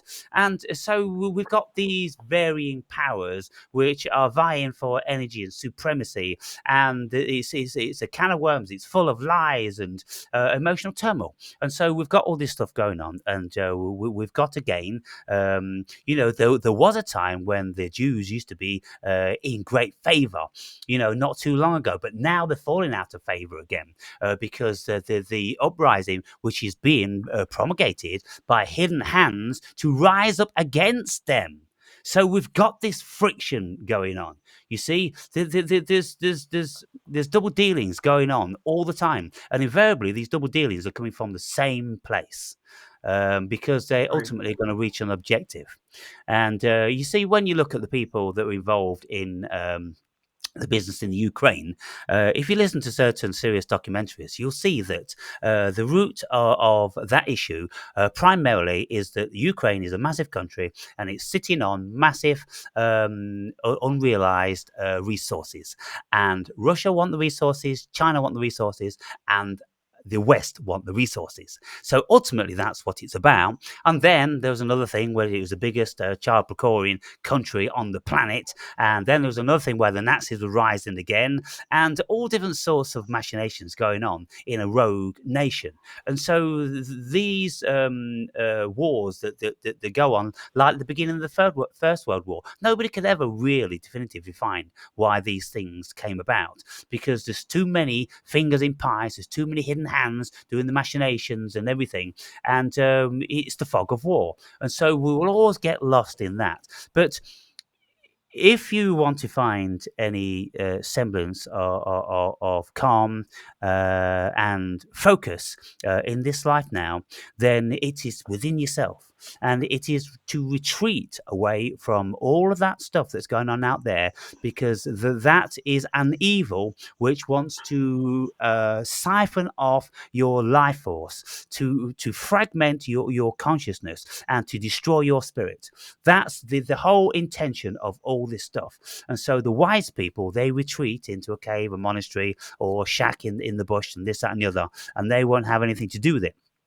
You'll remember, I'm sure, because this was a bit clickbait, I said, don't watch my videos. And in that video, I said, listen, people, there's got to be a lot more fucking important and better things to do than sit down watching my fucking videos, right? Get out there and live your life. I've lived my life. I spent 40 years globetrotting, and I've done a billion things. And so now I'm talking about it. But you will never grasp what I'm saying or where I'm coming from if you only listen to my words. You have to go and experience experience. And then you'll say, that's what the awakened brave said happened to him or he experienced. Or, oh, I get a different thing from that. Of course you do. Find your own truth. That's what I've always been saying. My channel is premised on find your own truth because there's no definitive truth. Any way you look, all you're only ever going to get in a state of agitation. Somebody is going to be siphoning off your energy and fractalizing your mind. And so at this moment in time, the British guru, David Icke, do you ever watch any of his stuff? I've watched a few of his stuff years ago. I Yeah. haven't watched Well, any of okay. his most recent What I will stuff. tell to the viewers, David Icke knows exactly where it's at. He's been in this Hmm. business for 30 years. He's wrote 20 books on it. He's non-stop. He's been to the length and breadth of everything, into the archons and the shapeshifters and, alien connections and blood drinkers and all of it. He's done it all. And, in his videos these days, he's telling you exactly what's going on and why it's going on. So he's a more moderate version of Alex Jones. He's very, very thorough, very, very informed, and intelligent. And so, I mean, we can listen to these people and we can see all the doom and gloom, but that's all it's ever going to do. It's just going to tell us or foretell us what's actually going on in the world. Is anything ever going to be prevented? No, nothing's ever going to be prevented because the humanity is fast asleep. So what do? Well, we have to start catering for our own selves. And how are we going to fare well in a world that is going to be turned upside down? Well, we need to be very, very secure here. We can't be doing with being fractured. Oh, I'm a Trump supporter. If you're a Trump supporter and all your eggs are in one fucking basket, what would have happened to these people, Ziggy, if Trump was dead? They would have imploded. They would have gone out with their air fucking whatever it is, and they would have been doing all this in their frustration and their anger. You can't give your energy away. You can't be attached to anything. You've got to regroup, bring it back in, and realize your own power. And the only way you're ever going to do that is if you sit in contemplation or meditation, and you're out in nature, and you not being poisoned by the exterior forces of evil on the planet. Aaron, what's your idea of facing your shadow? To look inside to every possible conceivable area where you want to deny is a reality. Anytime you've ever upset anybody, anytime you've ever said anything which has caused an issue, anytime you've ever had guilt, anytime you've ever felt shame, um, anytime you do something which is a memory that won't lie, it won't be settled because it hasn't been resolved. And so these are the things that constitute the shadow. And how do we deal with them? Well, we sit in contemplation and we're absolutely ruthlessly honest and we look at ourselves. And you see, one of the reasons I am outlandish with my videos is because I invite people to tell me what they think my shadow is. And I look at that and I go, have I addressed that? Have I got to resolve on that? Is there any truth in that? And I say to them all, I say, well, look, all you're saying, is perfectly feasible from a perspective. We've all got perspectives. You look Yeah. at me in a certain way. Your whole being stems from a certain culture. It stems from a certain upbringing. It stems from a certain spirit, from a certain intellectual perspective. And so you will see me in your way only. And so when you start trying to tell everybody else that Alan's like this and Aaron's like that, well, everybody else has got their own perspective. So I say to them, don't waste your time on my channel. I won't post it. And it's not like, No, and a lot of Aaron, delete. a lot of the times too is projection too. The people could be Yes, projecting. You know yes, what I'm saying? projection. And So, and so Mhm. Ziggy, what I do is, I hope you consider I'm a very fair and honest person because I've never tried to hide anything. I've never tried to worm my way out of anything. I will confront anybody. I will listen to anybody, and every single person that's ever had anything to say to me, I send them my email and I say, come and talk. If you don't want to talk, Yeah. fuck off because I ain't dealing with fucking cowards. I can't be Hmm. any fairer than that. I'm a real man. I'm going to stand by whatever it is that I've been saying, and I'm going to explain exactly in details why I say this. I have certain people attacking my book because I'm, wishy-washy about this and that, and I'm not explaining the real nature of spiritualism. And when I say cosmic consciousness, you've not defined it. I'm like, you obviously absolutely devoid of a spiritual connection. You've got no relationship with your soul, or with cosmic consciousness. Because if you had, you wouldn't be asking or stating such preposterous things. Nobody ever on the planet has ever nailed these things down, and nobody ever will. Why? Because they're all subjective. And you see, don't you see how ridiculous it is? And when you say, these retards say this and that, they're not even in the same fucking ballpark. They're not even on the same continent of consciousness when we're saying these things. And so this is what we've got to deal with. And so when people, if they ever do read things like this and read my book and listen to what I'm saying and ask questions about what I'm saying, then they will slowly start to put some pieces together. And, Yeah. pretty well, the world is in great turmoil. We were heading for a paradigm shift in consciousness, and it's going to be very, very soon. I would think. We're looking at something seriously major within the next 10 years, because we can feel the momentum, can't we? We just look at the absurdity of it, and even people look like Russell Brand, who I hold in very high regard because he is an amazing intellect, and he says, "Look, people, I don't know about you, but I'm starting to get disturbed about this stuff. I don't know what to think. They're saying this over here, they're saying that over there. The whole world is topsy turvy, and it's inside out, and it's making no sense at all. But here he is as a pundit. He's delivering, certain news from a certain vantage and information. And in the end, if it wasn't for the fact that, of course, he's built his kingdom, his personal kingdom on it, he said he said to the viewers, he said, I just want to walk away, to be fair. And I just want to live in the fucking log cabin. That's where people are going, Ziggy. That's what's happening. And that's what they are intending to do, to break our spirit, to turn us all away so they have complete 100% jurisdiction. Only the very, very, very strongest, spiritually endowed people are going to be fighting these fuckers because it's a spiritual war. Yeah.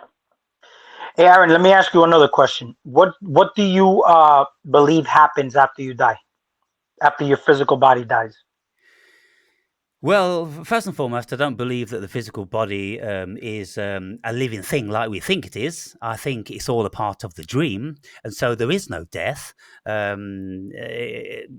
In the final pages of my book, I will express more about what I've concluded, but it is pretty well in line of Buddhist philosophy. It's all one. It's the dream in the mind of God. That's what this thing is. And just like when we dream of a normal circumstance in the evening time, we think it's so real, and we can feel the pain, and we can feel the bullet entering. I've been shot in my dream, and I felt the bullet Mhm. enter. I've been stabbed and felt the knife enter, and all different sorts of things like that. And so, all I say to people is, just with a little bit of imagination, can't you see that this waking experience is just another dream? And for those of us who have had copious amounts of supernatural experiences and psychedelic experiences, where we've been into the other dimensions of consciousness, and they all seem more real than this one, we have to ask ourselves a serious question. Now then, here's the thing, Ziggy. The latest Joe Rogan podcast with Peter Jordan Peterson. Fucking Rogan's on fire. I've only watched half of it, but Peterson, of course, is going on It's about recent. how we. Sorry. It's recent. Yeah, it's recent. It was posted about 6 days ago, Oh, I'm and gonna so watch it. so it's 2 hours, 2 or 3 hours long.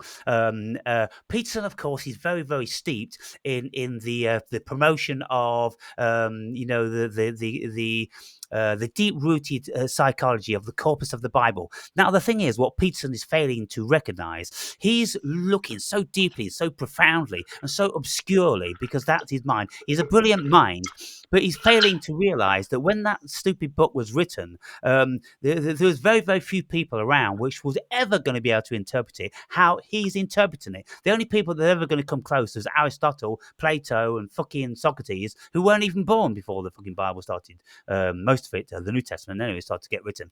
And so he's coming at it from a super intellectual perspective where he's trying to plug up the holes in a sinking foundering vessel. That's what he's trying to do, just like Candace Owens he's trying to do, just like what's the brand trying to do. They're all trying to patch up the shipwreck, what's going on. But you see, Joe Rogan, he ain't ever none of that. And when Peterson he's finished with his fucking ramblings, Rogan will turn it to another perspective, and he'll say, there's been new scholars that have been speaking about all the biblical corpus, and they're saying that it's highly likely now that the vast majority of these people that wrote these books were on psychedelics. And Peterson doesn't have much to say about that. And Rogan will give you instance after instance after instance about all the people that wrote all these fucking books all over the world, which have vastly more clout than any interpretation of these stupid scriptures coming from the Bible. It's just an old variety of cognitive behavioral therapy to get people to toe the line and stop killing themselves and have some sort of structure. That's all the fucking Bible is at the end of the day. And that's Yeah. I've studied the Bible for fucking years, Ziggy. And on my bookshelf, I've got 100 different books on all different sorts of facets of Christendom and religion and all that. And I've read thousands before. And so, with my experience, with all that I've read and learned, I know that we are God. It is God. Everything is God. There's nothing else outside of God. It's massively intelligent.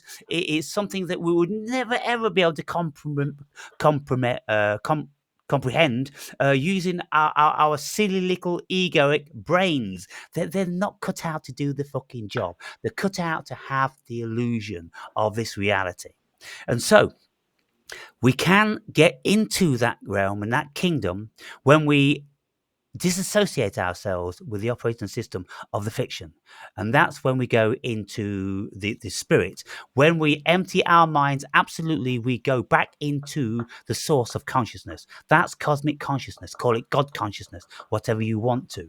But that is it. And many people have experienced that. But it doesn't get any traction. Why? Because people can't capitalize it, Ziggy. They can't make fucking dollars out of it. They can't make gold coins out of it. They can't control you with doing that. And so eventually, when this dream manifests along the plains of Darwinism, we're going to evolve into a higher state of consciousness whereby the world is going to be very, very different.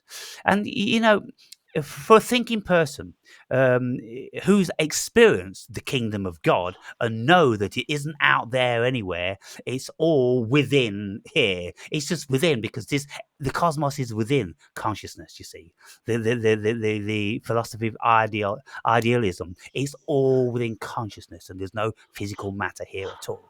But when you get into that realm, then you know that you are God. You are part, a fractal of God's consciousness, and you're playing a role. Just like when you dream of fucking and fighting in your dreams, every single character in your dream is role playing from you. They're all you, aren't they? Yeah. I want to ask you one last question. Is there a purpose and meaning to life? In my book, the first chapter, I ask, is there purpose in life? And I say, why would anybody in their infinite wisdom consider that we need a purpose? Look around you. Open your eyes. There's a miracle going on. We are a miracle. Surely the miracle which the world and the cosmos is doesn't need a tiny little pathetic egoic projection of purpose. When you know your God, that's all you need to know. fucking purpose. It's a silly projection and concept of the human ego. How does one know their God? You have to experience it. How does it feel? How does that experience feel? Well, if you go into the deepest of meditations and you have no awareness at all of the world or the cosmos, absolutely no awareness of nothing, you are in pure awareness. That is all that's there. A vast, vast, vast, seemingly expanse of awareness. Awareness of what? Awareness of awareness. So we enter into the paradox. You've got awareness of awareness. And so you have the potential. You've got light. Let's say you've got the quantum computer without having received any information. As soon as the information is programmed into the computer, it has the potential to think. And then it has the potential to project. So look at the cosmos being an unprogrammed motherboard of a quantum computer just sitting there idle, waiting to live, waiting to dream. Like our brains, as above, so below, they've been telling us for thousands of years. We create, we invent, we do everything.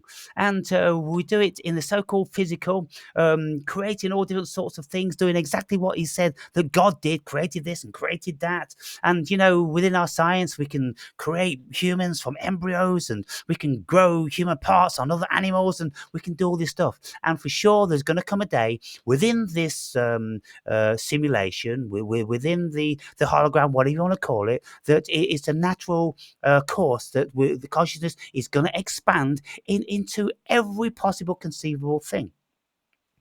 Yeah. Because consciousness, um, you see, if you listen to people like John Hagelin, who is advocate for transcendental meditation, he's got lectures and lectures pertaining to quantum physics, and he says that the quantum field is a conscious field, and it is just conscious. That is all it is a conscious entity, until it thinks the manifestation of particles into existence. And from there on, it's kind of like an artist without no paint or an easel.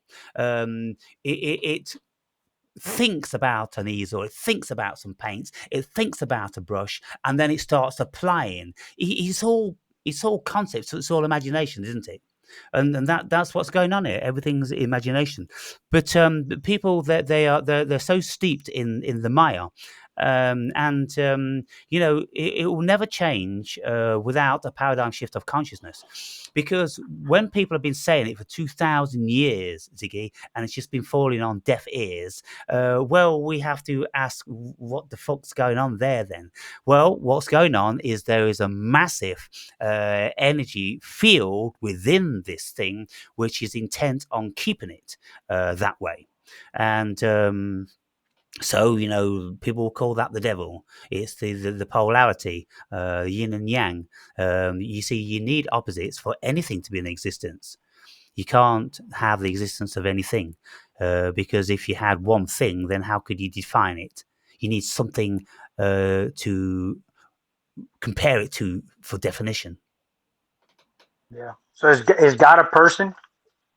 No, So then, how would a person realize they're God then? there's no persons. As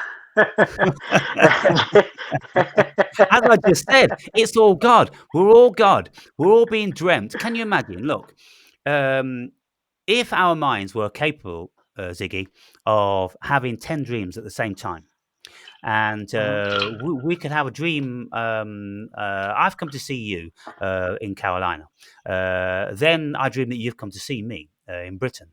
Then I dream that I'm also in the Amazon rainforest at the same time, and I'm an astronaut, by the way. The mind can do all of these things. If we have the capacity to dream those all at the same time, then, much the same as a quantum computer has. A quantum Mhm. computer is capable of crunching a billion different things at the same time. You see, the thing is about the human mind, it's so very, very limited that it really isn't capable of experiencing the magnitude of what some people have. And, you know, uh, I can only say that it was my destiny to be how I am now, because it always was. Every single thing I ever did was instrumental into bringing me here. And as to why, I have been endowed with a certain level of consciousness and a tenacity, Ziggy, a tenacity to sit through these books one after the other endlessly. Who's given me that? I don't know who's given me that. Why would Mhm. the ego want to do that? It's not the ego that's doing it. It's something else working through me that, just like was working through Blavatsky all those years ago, well, the same thing works through other people. And So you have it like this urge to consume information. yeah, endlessly, endlessly. Yeah. But so, I mean, I've noticed something about consuming information is no different than somebody who just likes to eat a lot. You get what I'm saying? Because, Mm. your body, when you eat, your body converts that to information. A lack of satiation could be an imbalance in gut microbiome and whatnot. And sometimes when I feel like I'm trying to over consume information, is no different than I'm just trying to overeat. But then when the body's trying to overeat, Your audio's gone that's also down an now. enemy. Your audio's gone down. Give me one sec. Can you hear me now? Yeah, but your audio's gone down. It just went down. All right, give me one sec.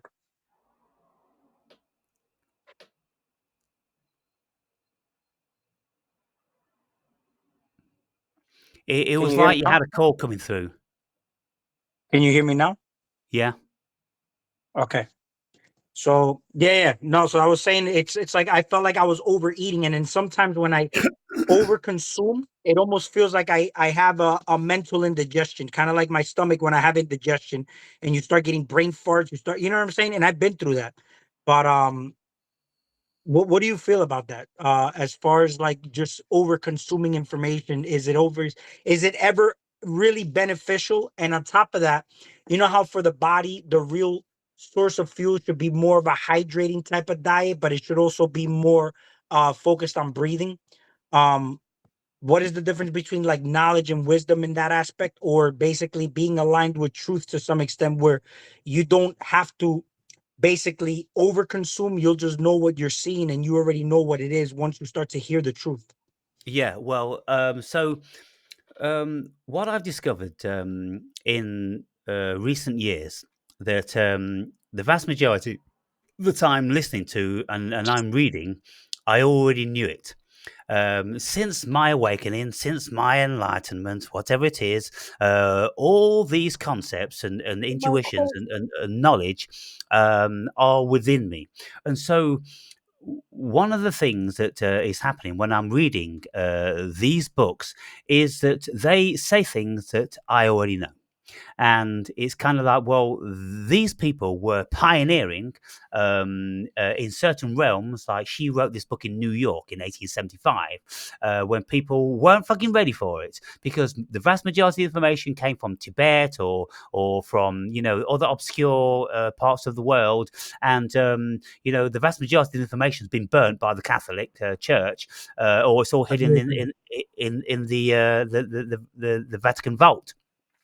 But she was bringing it into the forefront, and she's saying things about Christianity and about God and about Satan and the devil and everything. And I've wrote all about them in my book. It's self evident. When we wake up, it's all fucking self evident, and so that's all it is. And I say to myself, and this is why I get so annoyed, or project some sort of level of annoyance onto my viewers. I'm kind of like, well, is it really that I'm a genius? Because you just don't seem to be getting a single word I'm saying. A few of you will go, oh, a little bit of this and a little bit of that, but you're only scratching the surface of what I'm actually saying, because what I'm saying is coming from a depth that even this thing, Aaron Berry, doesn't comprehend. It is so. I'm pretty sure that I know all that's in this book, and I'll let you know if it's any different by the time I've read it. Um, but if that is the case, what can we say? We know that many people throughout history have told us we know everything. All we've got to do is to go into our minds, and like Jesus said, truly I say to you, the kingdom of God is within you all. If you say the kingdom of God is in the sky, the birds will get there before you. If you say the kingdom of God is in the ocean, the fishes will get there before you. Right? This is it. Book of Thomas. People need to read Yeah. that motherfucker. And Hmm. so what can I say? I'm here now. I'm highly premised in a spiritual consciousness. Absolutely, having the realization that this is a fiction. Everything is a fiction. It's just a game. It's just a play. Now, as to the purpose and the reason and what I should be doing and all these sort of things in the book, again, I say I don't have autonomy. I know that I do not have any autonomy about anything I do. And every single book that I'm reading and video I'm watching is being placed before me. I bought these books, Ziggy, 6 years ago.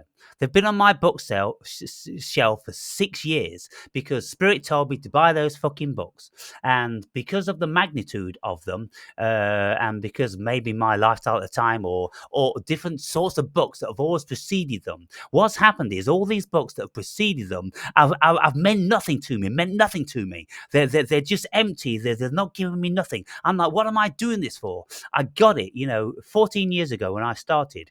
I would go out to the second-hand bookshops and I'll be buying up every single dusty old book on philosophy or psychology that I could. Not knowing why, just reading them, 12 hours a day until I fell asleep exhausted. Then I'd wake up with a book on my chest and I'd read and I'd read and I'd read. Something was doing that. I wasn't doing that. And so by Yep. the time I did all that, then I've been moved into other things and other things and other things. And throughout my journey, there's been books placed in my lap like Plato's Allegory of the Cave, then Descartes' discourses on dissolving everything that we think is real down into the I think, therefore I am. And all these things. So what these books have done, what these experiences done throughout all my life, they've told me without any semblance of any doubt that I'm God. We're God. Mhm. Everything's God. I'm not putting myself on a pedestal, and I make these videos because somebody, something wants me to do it to try to, give the spark of something within other people because it's obviously important. This thing, Ziggy, is so paradoxical, it's so complex, it's so contradictory that we could say, well, this is happening, well, why that's happening, and well, that don't make sense. None of it makes sense. None of it makes sense. Um, But do you agree that everything works? Everything works. Well, in a certain state of consciousness, you know that the cosmos is perfect. You know that the world Hmm. is perfect. You know that everything is perfect, unblemished. And Hmm. so that's a high state of consciousness, i.e., in a very, very deep meditation or high on DMT, something like that. That level of intelligence, which you know is vast, you just know that you are completely out of your depth if you have a residual of ego when you enter it. But most times your ego is just fucking obliterated. And You know you why I enter. say like everything works? Because like I see even like on an example for like when I hear the flat Earth model, the round Earth model, I mean they Yes, both work. they They work. both work. Yeah. And in reality, there's no world anyway. I mean, it's just a wave. It could be whatever you want it to be. So let's say, for example, I become a supporter of round Earth. All of a sudden, synchronicities are going to start to appear where it's going to show me the Earth is round. Information is going to start to present itself to me that the Earth is round. And then I'm going to become egotistical about it and go and debate somebody who's a flat Earther. And then the flat Earther is going through the same thing I'm doing. And you hear both sides. They're so good. Now, this is why I hear I don't know if you noticed Terrence Howard, who was on the Joe Rogan podcast, and he had a scientist to go in there and challenge him. It's funny Yeah, how, Weinstein. yeah, and it's funny how Terrence Howard is trying to reinvent the wheel to some extent, trying to come out the bubble as to how the equation for life works. And it really does work. You get what I'm saying? when you look at the scientists debunked him if we're looking at it from how the earth is constructed. But I feel like the way I started to see things when I started to look at both those men debate, it brought me back to a comic book with Superman where Darkseid is looking for the anti-life equation. And they had this guy scientists presented to him the equation of life. You get what I'm saying? Now I look and I say, well, Darkseid's looking and searching for every planet for the anti-life equation, but we look at this as something tyrannical and whatnot. But what is the purpose of the anti-life equation, right? And we see things happening now as far as to people trying to play the conservative role, trying to preserve the way things are because the world is falling apart. If you see those yin and yangs happening, you see the evil and positive forces at work. It's not bad or good.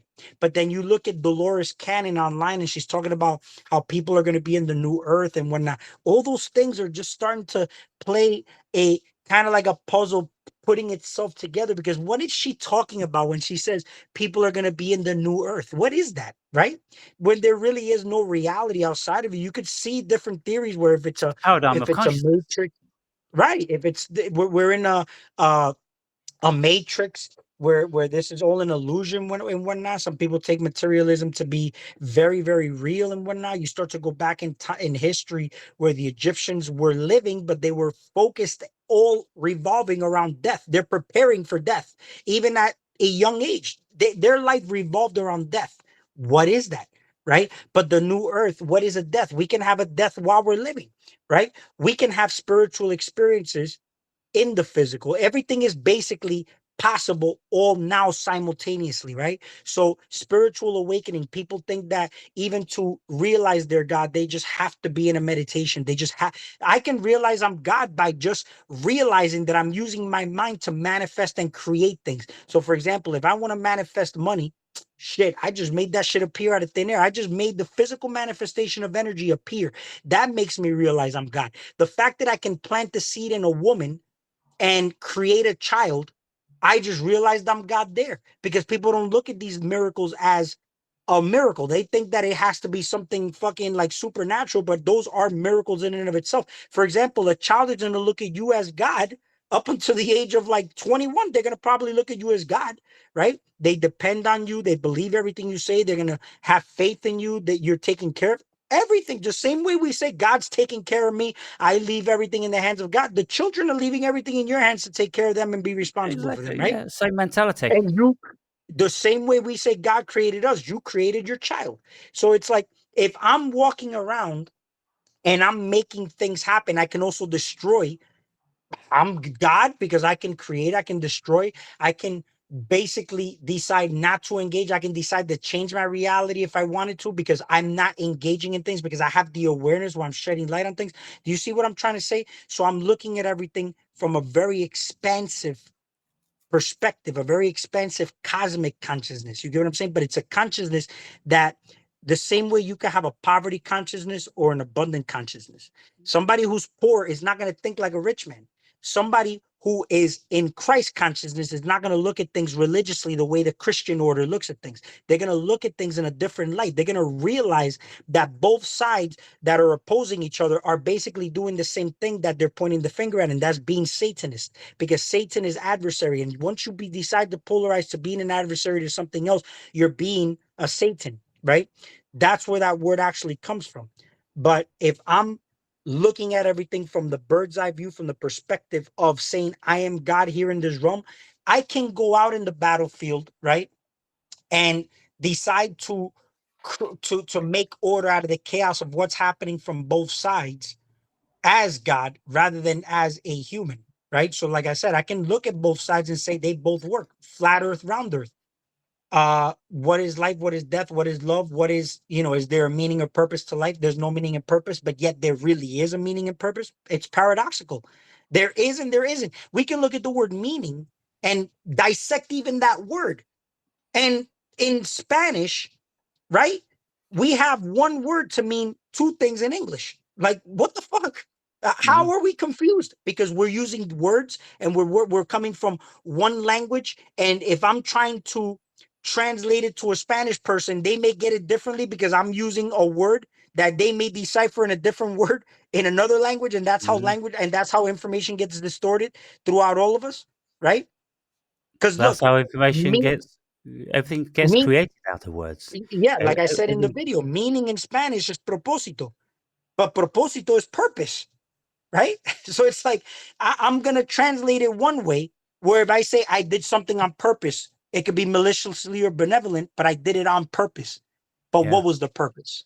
You get what I'm saying? Like, look at all Yeah. these words. We use the words, but we're not unconscious of how we even use the words. But when they're Yeah. translated, they're misunderstood in another language because they're misunderstood because it's not coming from within, it's just coming from without in, and we're not really getting the understanding of what's actually being consumed by the person. Yeah, well, Aristotle, Plato, and lots of other of these Greek philosophers, they formed an opinion that the cosmos was created out of numbers, and words are created out of numbers. And if we look at gematria, then we can see that every letter has a relationship with a number. And so letters are numbers. And so I don't know when gematria came into being, but Plato and Aristotle 2,000 years ago knew this. And so when we look at these phenomena and we listen to scientists which tell us that the universe is created out of binary, which is numbers, it's just different amounts of zeros and ones together make numbers. And so it's all numbers in the mathematician's mind of God. Now, when we look into science, we listen to them telling us about antimatter. They say, well, look, for every particle of matter, there's antimatter. But Mhm. as it turns out, there was one single minuscule particle which is over and above that of antimatter. That's the only reason the cosmos has a physical appearance, because there is a tiny, like one grain of sand on all the beaches on the world.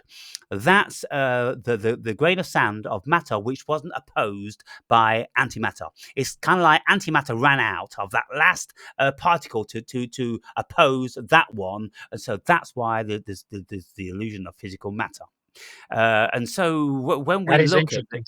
yeah, it's just super interesting, and it's just mind blowing. Everything is just mind blowing, and when we try to look at how we are making anything of that, we just have to realize how limited we are.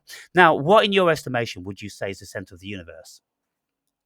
I'm sorry, can you say that again? What, in your estimation, would you say is the center of the universe? I am the center of the universe. Exactly. Everything revolves around me. Exactly. So therefore, we're all God.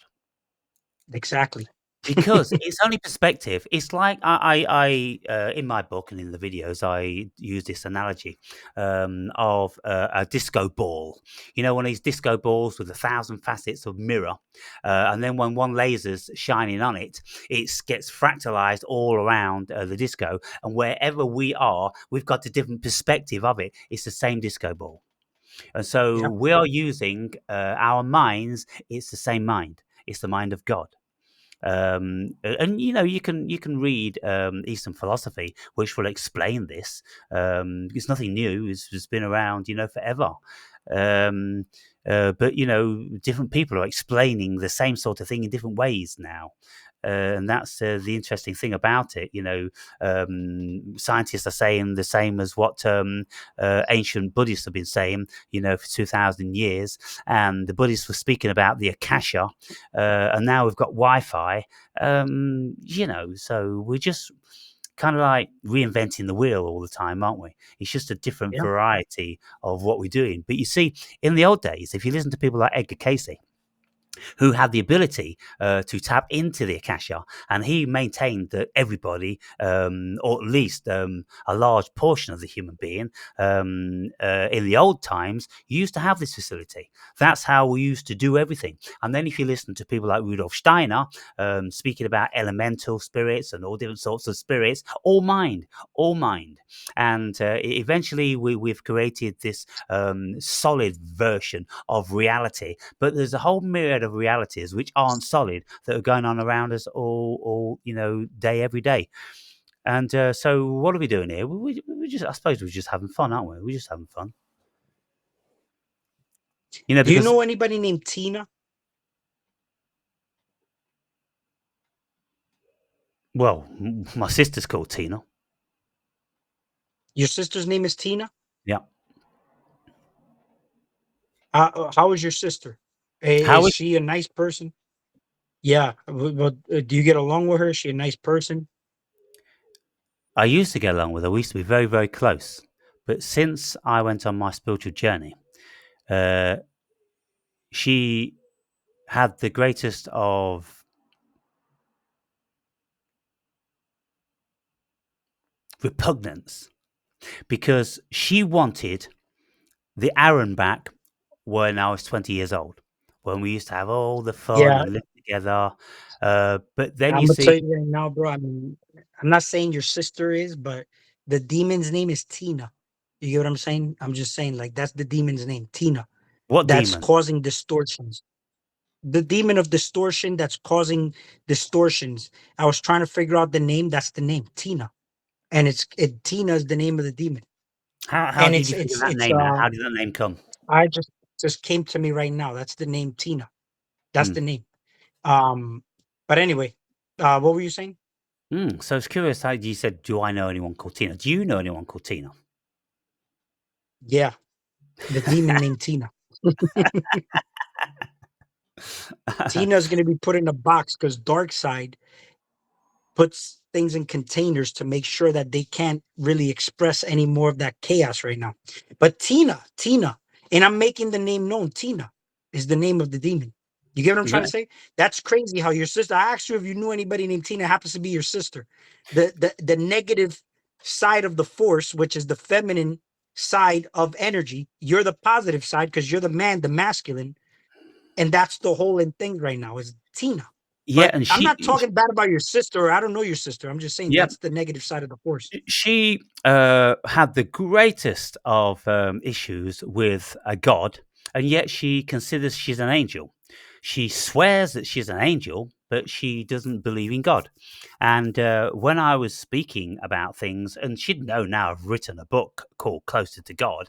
I haven't seen her in best part of a year, but she has the greatest of adversity to me speaking outside of a limited paradigm of consciousness. And so when you look at what the devil is, the adversary, the negative, non-compliant, non-realizing, non-flourishing, non-living. It's dead. It's dull. Yeah, well, she stayed stagnant all of her life. She has never evolved, and so that's the epitome of evil. Tina, fucking Tina. It's Yeah, crazy. yeah. But Aaron, man, listen, this was a good chat, bro. To be honest to you, I enjoyed talking to you. Was one of the best. Do you have any questions? Do you have any? This was a good chat. We covered some good topics. I want to actually talk about next time, if we may, about what this modern society is talking about, like feminism and whatnot. I think it's super important that things like this are addressed because it's not anything that has to do with it's masked in these movements, but it's what's actually attacking our spirituality is these modern ideas as feminism and the patriarchal system and appealing to traditionalism and whatnot and what that actually really is and how are we even categorizing it as traditionalism. Was it always really traditionalism or was that the original invasion and we called it traditionalism? I want to talk about that, Well, especially with tradition. somebody who's got a philosophical mindset such as yourself. I want to know what a woman is, what is feminism, what is masculinity, where does that all stem from, what creates all these movements. I need to get to the root core of those things. You know what I'm saying? Mm, If you want to talk about those, we can get into that. Doesn't even have to be long. It could be maybe 30 minutes of that, and then we could talk about whatever you want. yeah, well, the thing is about all these things that you want to broach. Of course, you will assume the Ouroboros. The snake eating its own tail, you will never get to the root of what these things are. They are concepts, and concepts are always envisioned differently by everybody that holds the concept. And if you're looking for what is feminism and what are the machinations of this, they're all shapeshifters, Ziggy, and you'll go insane trying to work them out. That's why I don't get involved in it because That's I know very it's true. negative territory. Well, that's very true. That's why I said when you look at the round Earth, flat Earth, that's the Ouroboros eating its own tail because it's always going to come back down to questioning whether it's really round or flat. But again, it's all potential. But the reason I say I want to talk about it is because one is going to be aligned with truth, and the other one, if you're coming from the human perspective of things, it's just going to be the Ouroboros eating its own tail. But it's impossible for the Ouroboros to eat its own tail if you're looking at it from truth. And I wanna address it from the perspective of truth, not the lies that Well, it's basically portrayed by I would everybody in. say to you, Ouroboros is the truth. It's been the truth forever, over all cultures, all over the world. The Ouroboros is ultimate truth. Mhm. We eat our own selves. We consume ourselves. There's nothing else going on. We are always going to ultimately consume ourselves. And I wouldn't want to engage in that conversation with you. I'd be It's interested fine. We in don't have to. yeah, I'd be interested in But Ziggy here's the thing, though.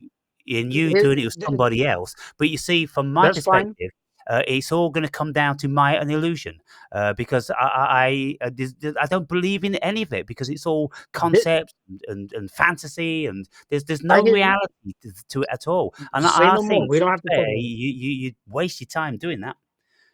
Well, here's how I look at the Ouroboros eating its own tail. If I'm consuming information outside of myself and I'm eating that, that's me consuming myself, and then I'm shitting it out, holding a belief system, thinking that that's truth.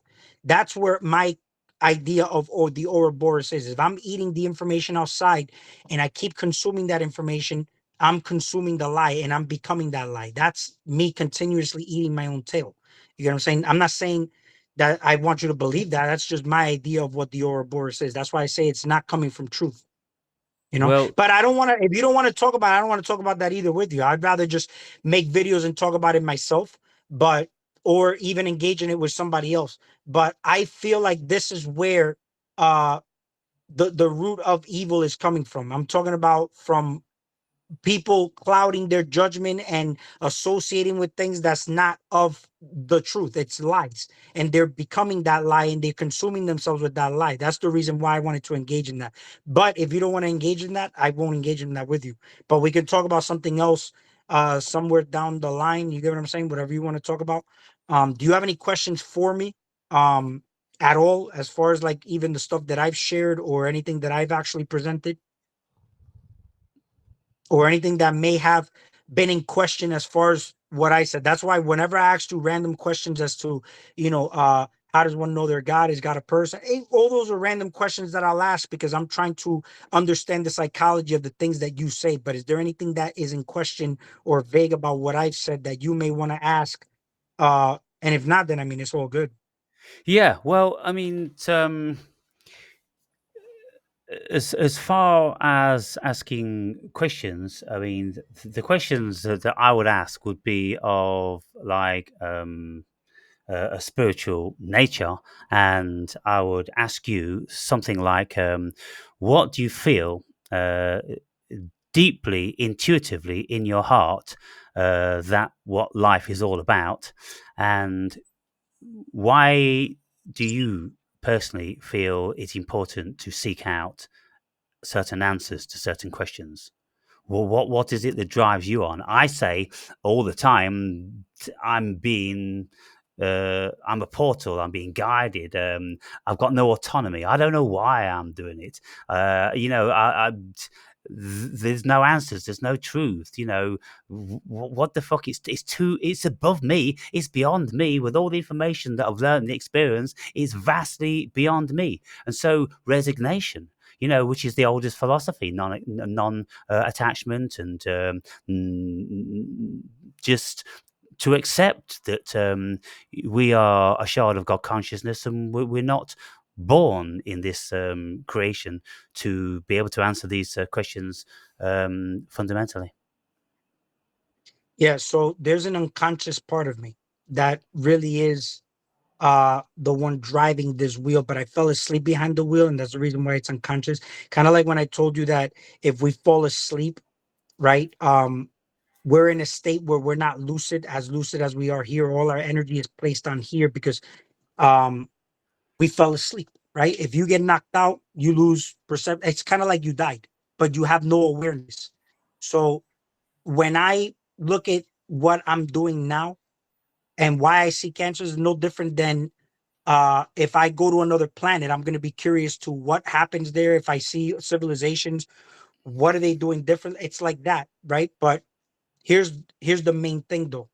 It's coming from my ego. My ego doesn't know. My body doesn't know. My body is unconscious and unaware. That's why I said when that unconscious part of me somehow gets a brink of consciousness, it's kind of like what I'm listening to. I no longer think I'm like learning something. I just know that I know that. Like I already know that. But it's a weird feeling to explain because it's like you realize, oh shit, I know what I'm listening to. But you're Mhm. not learning anything. People, when they're learning something, it's your body is learning something, your ego is learning something. And I'm not trying to say that, uh I'm trying to word it like correctly, but that I know everything because I'm still growing as an individual, but my job is to help this body grow and expand. Why am I here? What is the purpose? The same way a tree tries to grow as big as possible in nature, nothing's stopping it. So my job is to, as much as I take care of my children, as much as I take care of my family for it to strive, I want my body to strive and grow as much as possible. And that is my purpose, is to help this Christ-like body that I am grateful for because it's the reason why I can have this experience. Because once it's over, I mean, the experience is done, but I continue. There's no death. You get what I'm saying? Mhm. But what I'm doing here matters So, because so, it's the same so, way. Before I go to sleep, I go into a dream realm. I'm just kind of put there based on my mindset, but everything's all happening simultaneously, you know? But what were you going to so, ask me? I was going to say, so when you say when you die, you go on, to be, whatever. Well, what grounds do you have to think that? Why is it that you think that? Um, I've had certain meditative states where I no longer felt like I was even alive. I literally felt like I was dead. There was a point where even under a certain influence, I felt like I was dead. You get what I'm saying? I know like a memory of my family popped into my mind, but it wasn't even like I had any emotions about it. It kind of felt almost in that state, like if when you have a dream and then you go about your day and you try to remember your dream and it's like very vague. Mm, That's what my reality felt like in that moment. That's where I started to realize that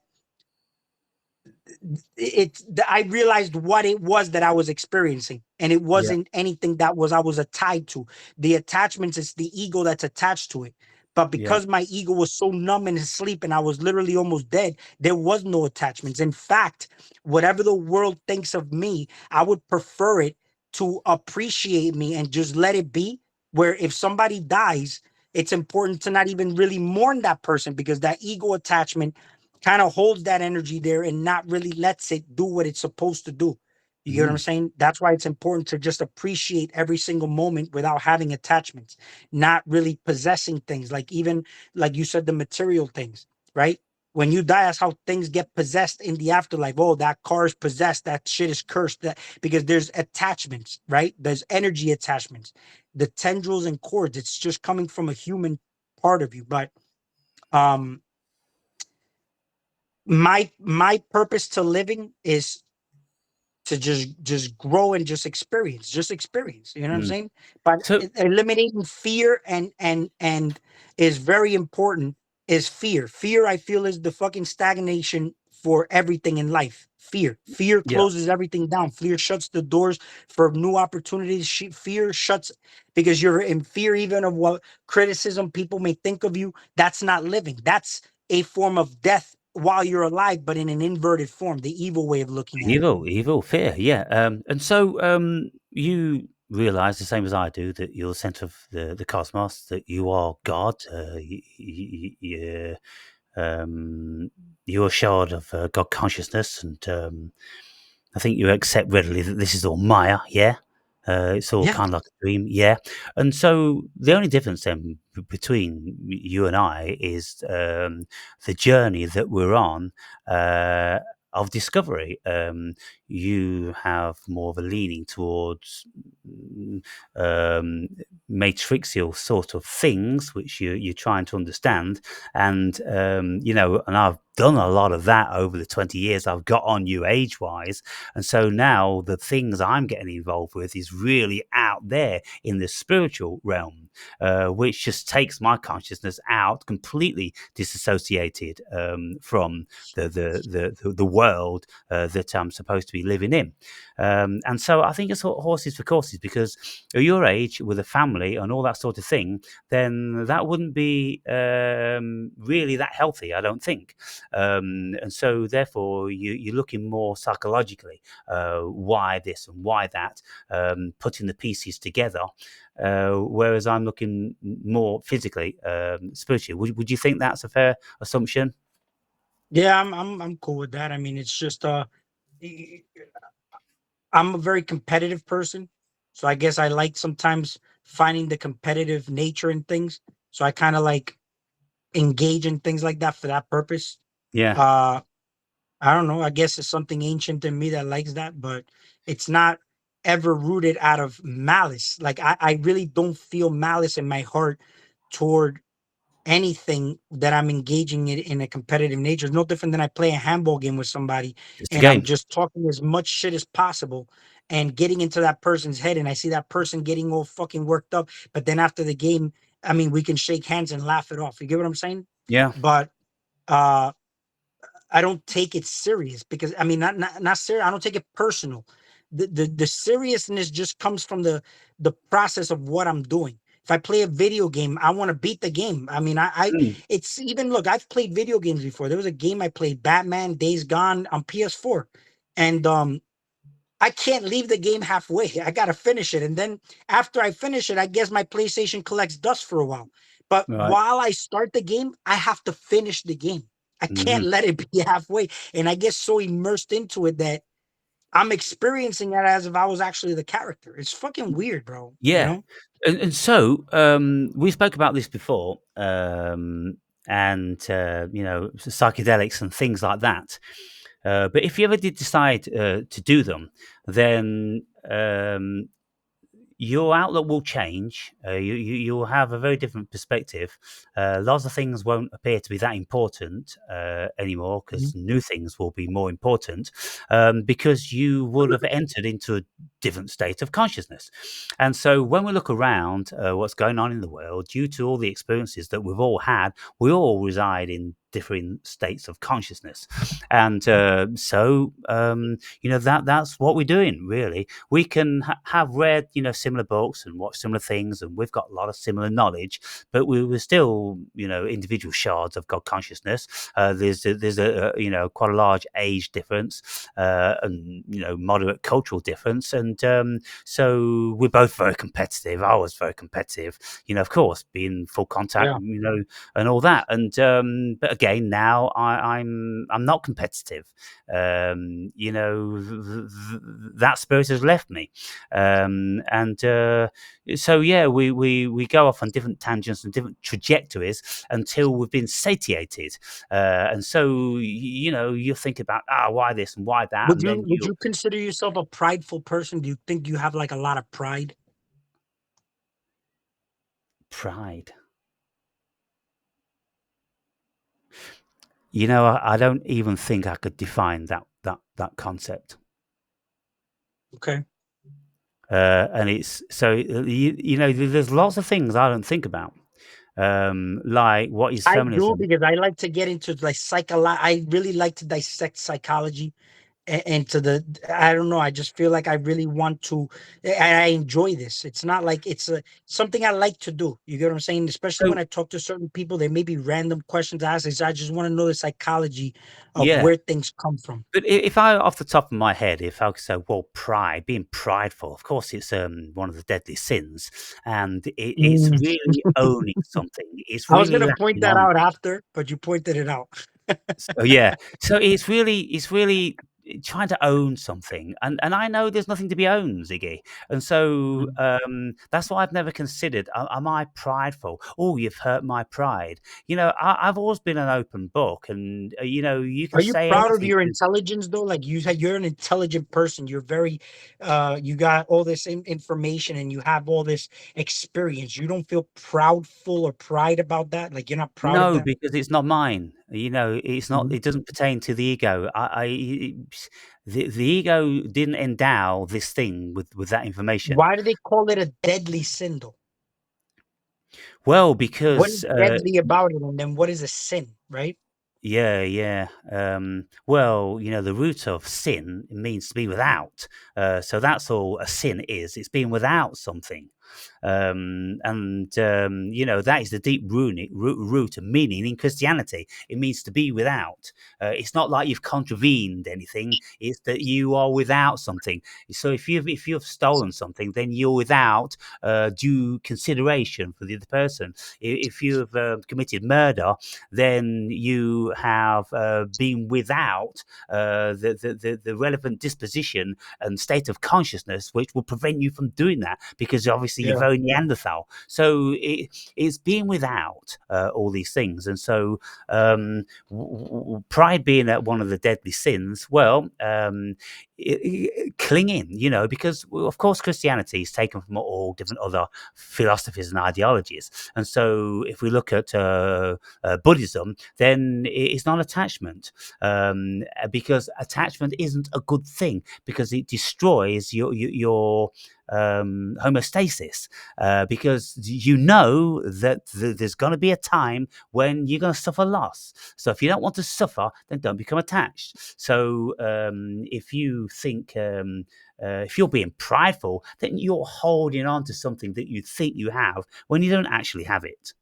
And so it's a silly concept, a silly notion. Do you ever And feel envy or jealousy in your heart about anything? no, never had that, Mhm. because I've always considered, well, I'm an able-bodied person with a reasonable intellect. If somebody's got something, then it must be available to me.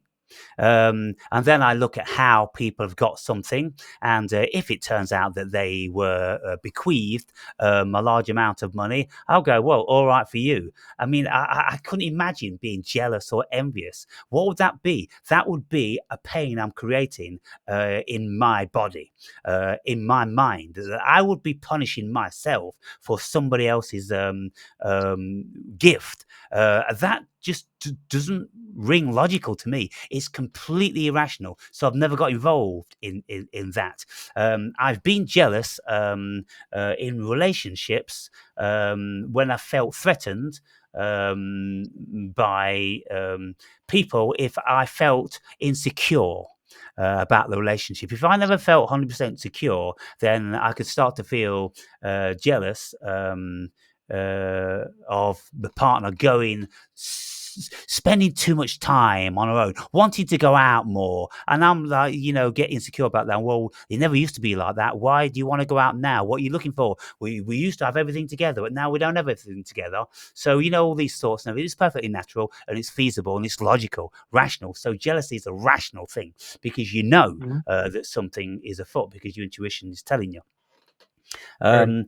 But yeah, one of the things we could do is actually we could look into the Ten Commandments. We could look at what they really meant. We could look into the seven deadly sins to how we really feel about those things. Because when we do that, you see, all we're doing is we're looking into our own psychology. That's why I say that the Bible is the world's first cognitive behavioral therapy manual. Yep. And Yep. it's just asking people to be introspective. But the deficit of the Bible is that through translations, it's been perverted to take the true message of Jesus away, and whatever Jewish scholars were writing originally. You see, Peterson's got the right idea from a perspective, because he looks into the deepest root of the psychology of why people wrote that. You know, because if you look at the burning bush and things like that, Peterson, he's not just going to accept that the burning bush and it was God. No, he's not going to do that. He's looking into the psyche of the human being and goes, well, how would we manifest a burning bush? What would the burning essence of a bush mean to me? And then he goes into, well, fire is life. And so the bush was alive. It was a life force from outside of us, but maybe it was projected from inside of us. And so he goes into all these, and his discourses on the Bible are very, very intellectual and very informative. But just like all suggestions, they're not the be all and the end. And there's so many perspectives to look at these things. And so that's why the Joe Rogan, just to remind you again, with Peterson is an amazing conversation, because you'll see very diverse polarities of very, I mean, Rogan is well read, and he's not got the same intellect as Peterson, because he's not a professor of psychology and this and the other. But he spoke with a lot of people, he's read a lot of books, and he knows a lot of things, and he's put pieces together. And so when you listen to those people, then it's a fantastic conversation. And so The thing I have against Peterson is the way he speaks. Uh, I feel like there's things he can say in like 2 minutes, but he makes it like a 30-minute thing. It's like, why would somebody need to hold their train of thought toward that individual for 30 minutes when what he could have said in 2 minutes he says in 30 minutes? That's the only thing I don't like about him. You yeah, know what I'm and I saying? I think can that's I what can that's what follow what he's saying. I just feel like it's like it wastes my time to listen to him sometimes. Yeah, he does a lot of intellectual masturbating, because basically, Mhm. he's in the very, very luxurious position of being paid 75 grand, 100 grand a venue for just thinking out loud, Yeah. because that's all he does. He goes Yeah. on stage lots of times with no particular format, and he'll just start speaking, and you can see he's going off on his tangents. And if you ever watched him in his early days when he's lecturing in the university, it's exactly the same as he's talking to students. He's just thinking out loud and creating his books. He's actually creating his own books on stage, because he's delving into his own psychology and realizing new things, and then those things will make manifest into something else. And so, what a wonderful position! And 90% of the people that listen to him, I'm absolutely sure, because I gauge it on my own intelligence. There's lots of things whereby, like you say, he's too excessive, and he's outside of the point. And the thing is, if you really want to educate people, then you have to make it very, very simple. But he doesn't. He makes it super, super complicated, which is why it's mental masturbation. And Yeah, it is. and that's what lots of people seem to want. They want somebody to mentally masturbate, and they want to have their mind confused and in a state of wonder, because being in a Yeah. state of wonder I'm is a glad you wonderful mentioning godlike that. thing. That's what the majority of the people online do, is they just like to be told what to do. They like to have, it's like they got this sheep like mentality that they just have to uh sit there and subject themselves to listening to something for 30 minutes. And when you really dissect it, it could have just been said in 2 minutes. Like, I'm like, well, what was the point? Like, why do you, and they just they're sitting there in wonder. I'm like, what is this shit? And Yeah, that's the type of mentality I'm trying to get to. I'm like, to try to understand from the public. I'm like, why don't you move toward like a position of realizing your self empowerment? It's like everything is out, external, and I'm seeing this by a lot of people, man. And the more you try to tell them to turn it within, it's like it becomes more of a confrontation, because they think you're trying to tell them what to do. And I can see where that can stem from. Which is why I have to be very careful with even where I speak and how I speak and what I say. But you'll notice that the way they're pushing their external power about even religion, they're doing it to me. You get what I'm saying? Like like I told you about these people coming to my house and trying to preach the word of God. I never invited you to my house. I never told you to tell me anything about God. Like, and you're asking me questions, and I'm gonna ask you questions back. But then when I ask them questions back, they get annoyed as if I have no authority to really ask them questions. I'm like, well, why Mm, are you coming to my house asking me questions? You know? mm-hmm, They're like, well, yeah. you don't have an understanding. You're not certified to speak about this because you've never been saved. I'm like, Mm, bitch, what the fuck are you talking about, bro? Are you serious? yeah. So you get what I'm trying to say? It becomes confrontational, but they're doing it to me, you know? Yeah. Jehovah's Witnesses, I'm assuming. Yeah, it's actually those Baptist church. So it's Right. the Baptist church, it's the Protestant Christians and Jehovah's Witness. Right. The And I don't evangelists. treat them bad, but Yeah. I counter question them, and that they Yeah. said I don't have authority to do that So, because I've never been saved. yeah, final thing then before we wrap this one up, then at almost 2.5 hours. Um, isn't that the thing? The final question, and I've kind of forgotten what it was. Let's see if I can think.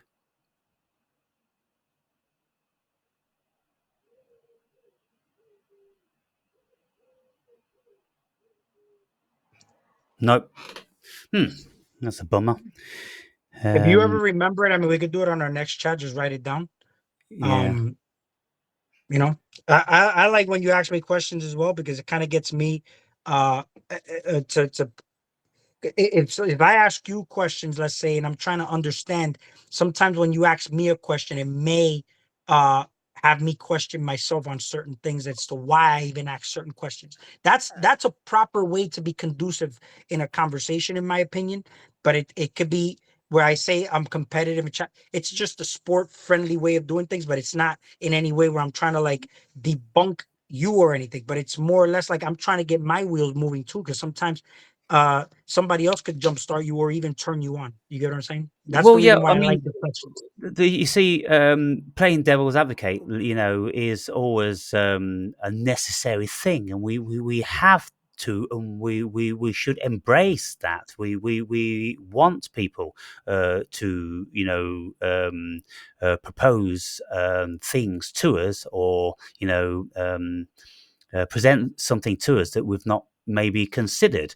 And when you listen to Peterson, someone may ask the question, and he'll go, "Wow, oh yeah, I haven't actually thought about that. You're going to have to leave that one with me," because he's not the sort of person Right, that will just start rambling about something. He's going to go, "That question's got substance to it, and I'm going to have to right. think about that," and he does. So yeah, what I was going to say is about Peterson. He's become a modern day guru. And what happens is now, because he always wears suits, he likes to present himself in a very professional, way. Then he's now discovered that there is a large portion of the people that go to his venues that have started to wear suits. And he's been told when he does the chit chat after the venues, mixes with people, that people have bought the first suit just to come to his venue because they considered it was appropriate. So he's trend setting in that sense. He is a modern day guru, and many people, I'm sure, they don't understand the complexity of what he's saying. And Is he Christian? Mm, again, when people say, "Do you believe in God?" He says, "Well, what do you mean by God?" He's going to be slippery like me, because you can't just say these things. He could never say that he's a Christian, because he would never have faith. He can't possibly have faith, and you have to have faith to be a Christian. And so, therefore, this is why he has wrote his last book, and it's called "How We Wrestle with God." And Rogan says to him, "Do we wrestle with God?" And he says, "I do." every second of every day. And he actually says that, yes, we do. Because when you think about it, what are thoughts? What are words? In the beginning was the word. So we all have this connection to the source and to God. And so, of course, Yeah. we're all wrestling with God. You see, Peterson, because of the magnitude of his intellect, he will always present something to you that you've never thought about when you question it. And so from the outset or from the outside, you look at Peter and you go, oh, he's banging on about the Bible again, this, that, and the other. But he's not banging on about the Bible. He's banging on about the deepest roots of human psychology. He's just Mhm. using the Bible as substance to work with, and Yeah. to make all his own illustrations and discoveries and this, that, and the other. And of course, what he said is because look, the Bible's been around 2,000 years, and many people have died, as a result of one belief or another. And we can't be Richard Dawkins, whereby we just dismiss these books are just like useless illustrations or fiction or fantasy or this, that, and the other. There's something profoundly deeply rooted where millions of people have an adherence to religion. And so that's where he has an intelligence over and above Dawkins. But when you listen to people speaking about Dawkins, everyone will say, he's bordering genius. He's a very, very, very clever man. And yet he's got nothing to say in any shape or form about the spiritual dimension because he is absolutely devoid of spirit. Now, Yeah, he how was can just purely based on science, right? yeah, purely based on science and logic. So how can that be a very intelligent person? I mean, he's only got half of the tools of what it is to be a fully fledged human being. We Right. we we we are supposedly a physical thing, but also we're a spiritual thing. And yet, if he doesn't have a relationship in any shape or form to the spiritual nature of the cosmos, what the fuck has he been doing all his life? He's been immersed completely in science and data and that variety of fiction. If he'd read something like this, well, he just couldn't. He couldn't comprehend it in any shape or form. Rogan says last night, by the way, he said, he just wonders, how Dawkins would change if he just had one psychedelic experience. And he said, well, look, why wouldn't Dawkins? He's old now, 70 plus, something like that, getting towards the end of his life. If he thinks he knows a great deal about this experience, well, fuck it. Just have one, fucking good hit on DMT and see how your whole fucking world will change in an instant, because there's no way could he ever hang on to anything once he's had a variety of DMT experience, because it takes you into an absolute different state of consciousness, which is incomprehensible to the egoic way. And so this is the thing, you see, this is what I love about Rogan and what he says about all the billionaires, millionaires, and very, very powerful people that he knows. The vast majority of them have taken psychedelics.